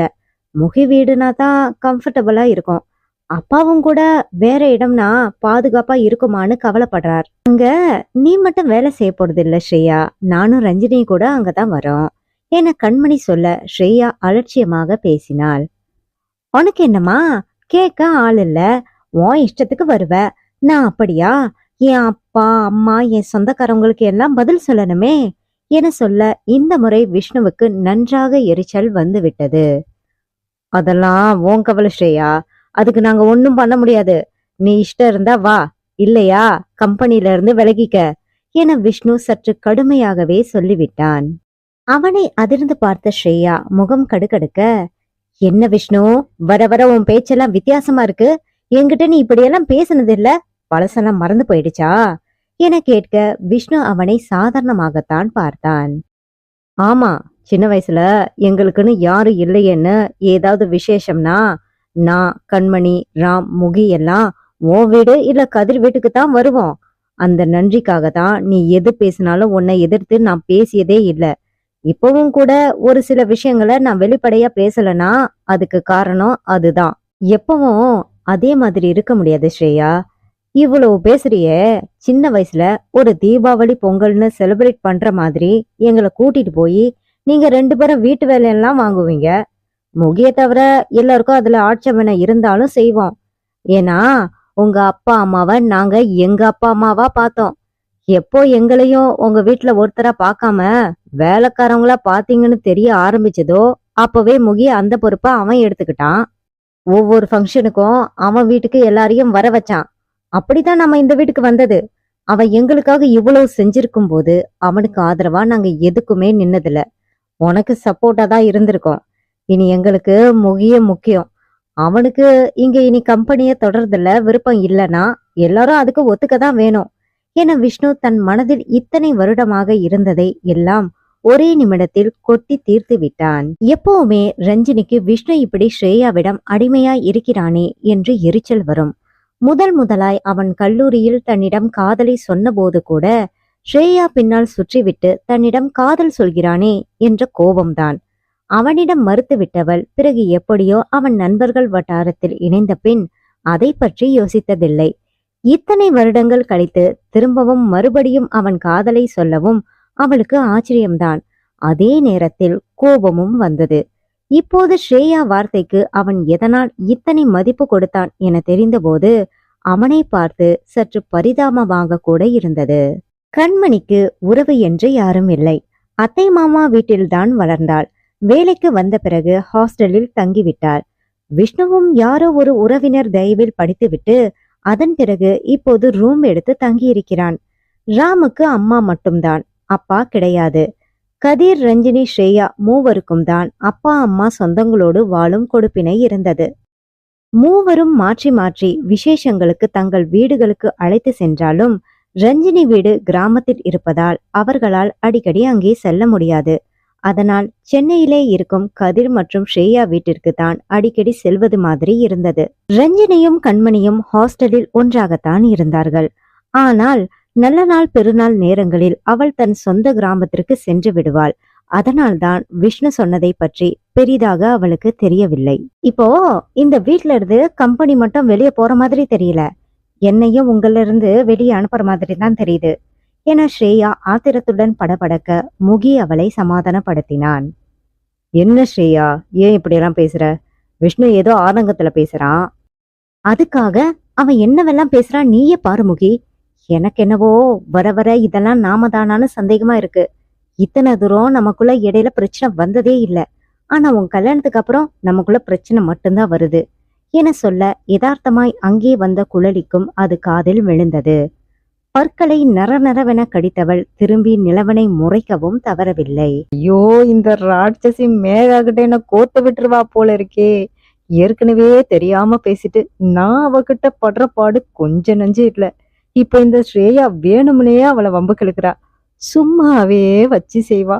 இப்ப என்னென்ன செய்ய போறாளோ தெரியலையே என மனதோடு மட்டும் புலம்பியபடி குழலியை பீதியாக பார்த்தான். சற்றென்று ஸ்ரேயாவை திரும்பி பார்த்தவன், தேவையில்லாம எதுவும் பேச வேணாம் ஸ்ரேயா. கல்யாணத்துக்கு பிறகு எல்லாரும் அவங்கவுங்க ஃபேமிலிக்கு தான் முதல்ல இம்பார்ட்டன்ஸ் கொடுப்பாங்க. இப்ப எனக்கு மட்டும்தான் கல்யாணம் ஆகிருக்கு. நாளைக்கு உங்க எல்லாருக்கும் ஆகும். அப்போ உங்க ஃபேமிலியை விட்டுட்டு இங்க வந்து உட்கார்ந்துருந்தா உங்களை கல்யாணம் பண்ணிக்க போறவங்க சும்மா இருப்பாங்களா சொல்லுங்க? இன்னொரு வீட்டுக்கு கம்பெனி வேலைனாலும் எதுக்காக போறேன்னு கேட்க மாட்டாங்களா? அதுவும் பொண்ணுங்க உங்களுக்கு அதெல்லாம் சுலபம் இல்லை. நான் சொல்ல வர்றது உங்க எல்லாருக்குமே புரியும்னு நினைக்கிறேன். இப்ப எல்லாருக்குமே வசதியா இடம் பார்த்துட்டோம்னா பின்னால எல்லாருக்கும் தான் நல்லது என எல்லோருக்கும் பொதுவாக சமாதானப்படுத்திய நிலவன் அவர்களுக்காக காஃபி எடுத்து வர சமையல் அறைக்கு சென்றான். எல்லாவற்றிற்கும் காரணம் குழலிதான் என ஸ்ரேயாவிற்கு அவள் மேல் இன்னும் வன்மம் கூடித்தான் போனது. அவளை என்ன செய்வது என யோசித்துக் கொண்டிருந்தவள் ஏற்கனவே முகி மீதும் குழலி மீதும் கோபமாக இருந்த சுதாவை துணைக்கு சேர்த்து கொண்டாள். ஸ்ரேயாவும் குழலியும் வேறு பிரிவு என்பதால் அடிக்கடி பார்க்க முடியாது. அவளை எதுவும் செய்யவும் முடியாது. ஆனால் சுதா குழலியோடு தான் அவள் செய்கிற ப்ராஜெக்டில் இருந்தாள். ஸ்ரேயா சுதாவிடம் உதவி கேட்க சுதா இனி அவர்கள் விஷயத்தில் தலையிடக்கூடாது என முடிவு செய்திருந்தாள். முதலில் தயங்கினாள். பிறகு ஸ்ரேயாவின் வற்புறுத்தலில் உதவி செய்ய முன்வந்தாள். அதன்படி குழலி டீம் செய்த ப்ராஜெக்டை பற்றிய விவரம் ஸ்ரேயாவிற்கு கிடைத்தது. குழலி டீமில் மொத்தம் 8 பேர். எல்லோரும் ஒரே யூசர் நேம் பாஸ்வேர்டை வைத்துதான் வேலை செய்து கொண்டிருந்தார்கள். 8 பேர் இருப்பதால் தன்னை மட்டுமே யாரும் தனியாக சந்தேகப்பட மாட்டார்கள் என்பதால் தான் தைரியமாக அதை பற்றி சுதா ஸ்ரேயாவிற்கு சொன்னது. ஸ்ரேயாவும் சொன்னது மாதிரியே குழலி சிஸ்டத்தில் புகுந்து அந்த ப்ராஜெக்டில் தவறு நேரும்படி செய்துவிட இன்னும் 1 வாரத்தில் தர வேண்டிய ப்ராஜெக்ட் என்பதால் அந்த இடமே அல்லோலகலப்பட்டது. கடைசியில் குழலி சிஸ்டமில் இருந்துதான் தவறு நேர்ந்திருக்கிறது என்பது கண்டுபிடிக்கப்பட அவள் கையை பிசைந்து கொண்டு என்ன செய்வது என்று தெரியாமல் நின்று கொண்டிருந்தாள். அவர்களுடைய டீம் லீடர் வந்து அவளை கண்டபடி பேச அந்த பக்கமாக வந்த நிலவனுக்கு அப்போதுதான் விஷயம் தெரிந்தது. குழலி கண் கலங்கி நிற்பதை பார்த்ததும் அவள் அருகில் சென்றவன், என்ன மேகா, என்னாச்சு என கேட்க அவளும் நடந்ததை சொன்னாள். தனக்கும் அதற்கும் சம்பந்தமில்லை என்பதை டீம் லீடர் நம்ப மறுப்பதாக சொல்லி அவள் பரிதவிக்க அவள் கண்களில் இருந்த உண்மை அவனை யோசிக்க வைத்தது. டீம் லீடை அமைதிப்படுத்தியவன் தன் நண்பனை அழைத்து இந்த வேலையை யார் செய்தது என கண்டுபிடிக்க சொல்ல ஸ்ரேயாவிற்கு பதறி போனது. அவள் இப்பொழுது போய் அதெல்லாம் வேண்டாம் என பேசினால் தானே வழியே போய் மாட்டிக்கொண்டதாக இருக்கும் என அவள் யோசித்து கொண்டிருக்க நிலவனின் நண்பன் சிறப்பாக செயல்பட்டு 1/2 மணி நேரத்திற்குள் அதை செய்தது யார் என கண்டுபிடித்திருந்தான். சுதாவின் சிஸ்டம் மூலம்தான் ஸ்ரேயா அதை செய்திருந்ததால் சுதா மாட்டிக்கொள்ளும் பயத்தில் அவள் ஸ்ரேயா பேரை உளறிவிட்டாள். ப்ராஜெக்ட் மேனேஜரிடம் விஷயம் சொல்ல அவர் ஸ்ரேயாவையும் சுதாவையும் வைத்து வெளுத்து வாங்கி விட்டார். இருவரையும் வெளியே அனுப்பிவிடுவோமா என நிலவனிடம் கேட்க சுதாவோ இந்த வேலையை வைத்துத்தான் தன் குடும்பமே இருப்பதாக சொல்லி அழ ஆரம்பிக்க நிலவன்தான் இருவரையும் மன்னித்து விடுமாறு சொன்னான். ஆனால் ஒரு நிபந்தனையாக குழலியிடம் இருவருமே மன்னிப்பு கேட்க வேண்டும் என சொன்னான். சுதா உடனே பயத்தோடு மன்னிப்பை கேட்டுவிட ஸ்ரேயா வேண்டா வெறுப்பாக கேட்டு வைத்தாள். குழலி நக்கல் பார்வையுடன், என்று இருந்தாலும் செய்த தவறு ஏதாவது ஒரு வழியில் வெளியே வராமல் போகாது என சொல்லி செல்ல ஸ்ரேயாவால் பொறுக்க முடியவில்லை. அந்த ப்ராஜெக்ட் மேனேஜருக்கு அவர்களை அப்படியே விட மனதில்லை. அதனால் அந்த ப்ராஜெக்டை ரெக்கவர் பண்ணி விட்டாலும் மீதமிருந்த வேலைகளை அவர்கள் இருவரும் மட்டுமே சேர்ந்து செய்ய வேண்டும் என சொல்லிவிட ராப்பகலாக கண் விழித்தாலும் அதை முடிக்க முடியுமா என இருவரும் மலைத்து போனார்கள். ஸ்ரேயாவை போல அல்லாமல் அவளது நண்பர்கள் அவளுக்கு உதவிக்கு வர அவளுக்கு தான் குற்ற உணர்ச்சியாக இருந்தது. இதே போன்ற சூழ்நிலையில் தான் சுயநலமாக அவர்களை கண்டு கொள்ளாமல் வந்தது நினைவுக்கு வந்தது. இத்தனைக்கும் நிலவன் ஏன் குழலிக்கு எதிராய் அப்படி நடந்து கொண்டாய் என ஒரு வார்த்தை கேட்கவில்லை. தானே வெளியே சென்று விளக்கும் விதமாக ஏதோ குழலி மீது இருந்த கோபத்தில் அப்படி செய்துவிட்டதாக ஸ்ரேயா சொன்னாள். அப்போதும் நிலவன் அவளை கூர்மையாக பார்த்தானே ஒழிய எதுவும் கேட்கவில்லை. எல்லோரும் சேர்ந்து வேலை செய்ததால் 2 நாட்களில் ப்ராஜெக்டை முடித்து விட்டார்கள். அன்று குழலியை அழைக்க வழக்கம் போல நிலவன் சென்றிருக்க அங்கே குழலி அந்த அஜித்தோடு பேசிக் கொண்டிருந்ததை பார்த்தான். குழலி கல்லூரி முடிந்து வெளியே வந்தபோது ரோஜாவும் அஜித்தும் ஒருவருக்கொருவர் சற்று அருகில் நின்று சிரித்து பேசிக் கொண்டிருந்தார்கள்.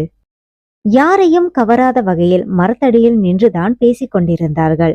ஆனால் அது எப்பொழுதும் குழலி, ரோஜா, ஹேமா மூவரும் சந்திக்கும் இடம். அதனால்தான் குழலி அவர்களை பார்த்தாள். இவனோடு இவளுக்கு என்ன பேச்சு என்று கடுப்பு வந்தாலும் அதை நேரடியாக காட்டிக்கொள்ளாமல் சிரித்தபடி அவர்கள் அருகில் சென்று என்ன விஷயம் என்பதை போல பேச ஆரம்பித்தவள் ரோஜாவை அங்கிருந்து கிளம்புமாறு செய்துவிட்டாள். தனியாக அவளை பார்க்கும்போது அஜித்தை பற்றி எச்சரித்து வைக்க வேண்டும் என நினைத்தாள். அஜித் ரவுடி என்று தெரியும். ஆனால் பெண்கள் விஷயத்தில் அவன் எப்படி என்பது அவளுக்கு தெரியாது. எதற்காக வம்பு என்றுதான் குழலி ரோஜாவை எச்சரிக்கை செய்ய நினைத்தது. ரோஜா சென்ற பிறகு அவனோடு பேசும்போது முதல் நாள் அவர்களுக்குள் சண்டை வந்தது போல அல்லாமல் இப்போது கொஞ்சம் நன்றாக பேசுவது போலத்தான் தெரிந்தது. எது அவனது சுபாவம் என்று தெரியாமல் யோசனையோடு தான் பேசிக் கொண்டிருந்தாள். அந்த நேரத்தில்தான் நிலவன் அங்கே வந்தது. அவனை பார்த்ததுமே அஜித் விடை பெற்று கிளம்பிவிட்டான். நிலவனுக்கும் அவளுக்கும் சண்டை வந்த பிறகு அவனோடு அவள் பைக்கில் செல்வதில்லை.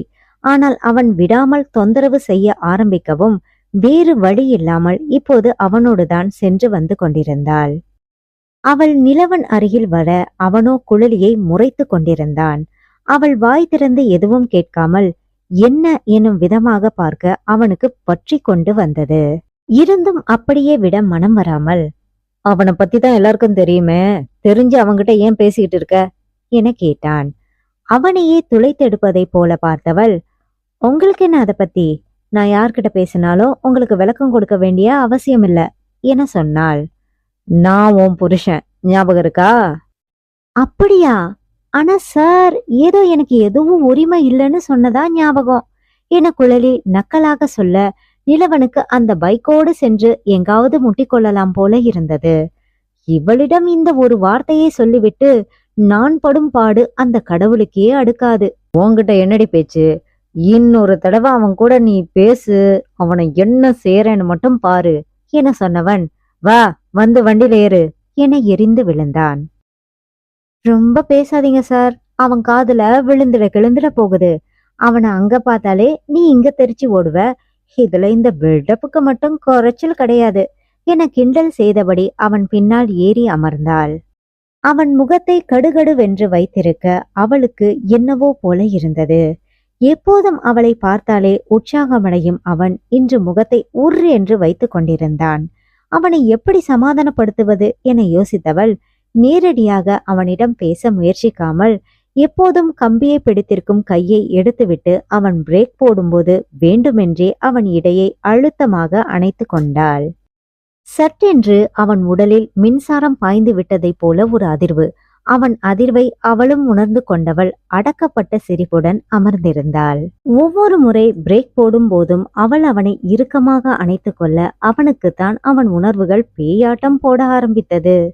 ஒரு கட்டத்திற்கு மேல் அவனை கட்டுப்படுத்தி கொள்ள முடியாமல் போக, ஏண்டி அங்கதான் கம்பி இருக்க, அதை பிடிச்சுக்கிட்டு வர வேண்டியது தானே, எப்பவும் இல்லாம என்ன புதுசா என்ன பிடிச்சிட்டு வர என கேட்டான். உங்க பைக்ல உட்காந்துட்டு வந்தா எங்க பிடிக்கணும் எங்க உட்காரணும்னு எல்லாம் நீங்க தான் சொல்லுவீங்க போல. நீங்க பைக்கை நிறுத்துங்க, நான் இறங்கி ஆட்டோ பிடிச்சு வீட்டுக்கு போறேன் என அவள் முறுக்கி கொண்டாள். அவள் செய்தாலும் செய்வாள் என்பதால், சரி சரி நான் ஒன்னும் சொல்லல, நீ உனக்கு விருப்பம் போலவே உட்காரு என சொன்னவன் வீடு வந்து சேரும் வரை ஒரு நிலையில் இல்லை. இருவரும் இறங்கி உள்ளே செல்லவும் அவள் தனது அறைக்குள் நுழைந்து கதவை சாத்தும் முன் தானும் உள்ளே நுழைந்தவன், எங்கடி ஓட பாக்குற? மனுஷனை டெம்ப்ட் பண்ணி விட்டுட்டு நீ பாட்டுக்கு போனா என்ன அர்த்தம் என்றவன் அவளை இழுத்து இறுக்கி அணைத்து இதழ்களை வேகமாக கொய்ய ஆரம்பித்தான். தன் உணர்வுகள் மொத்தமும் சமன்படும் வரை அவள் உடலில் தன் கைகளால் பல மாயங்களை செய்தவன் அவள் உதட்டிலும் கவிபாடி ஓய்ந்து அதன் பின்னரே அவளை விட்டு விலகினான். அவள் நெற்றியில் அழுத்தமாக ஒரு முத்தத்தை பதித்துவிட்டு, சீக்கிரம் ட்ரெஸ் மாத்திட்டு கீழே வா நான் சாப்பாடு பண்றேன் என சொல்லிவிட்டு தனது அறைக்கு சென்றான். அவர்கள் வாழ்க்கை தெளிந்த நீரோடை போலத்தான் சென்றது. ஆனால் யாருமே எதிர்பார்க்காத வகையில் அந்த வாரத்தில் வந்து நின்ற அவனின் வருகை சிலருக்கு ஆச்சரியமாகவும் சிலருக்கு அதிர்ச்சியாகவும் இருந்தது. தொடரும்.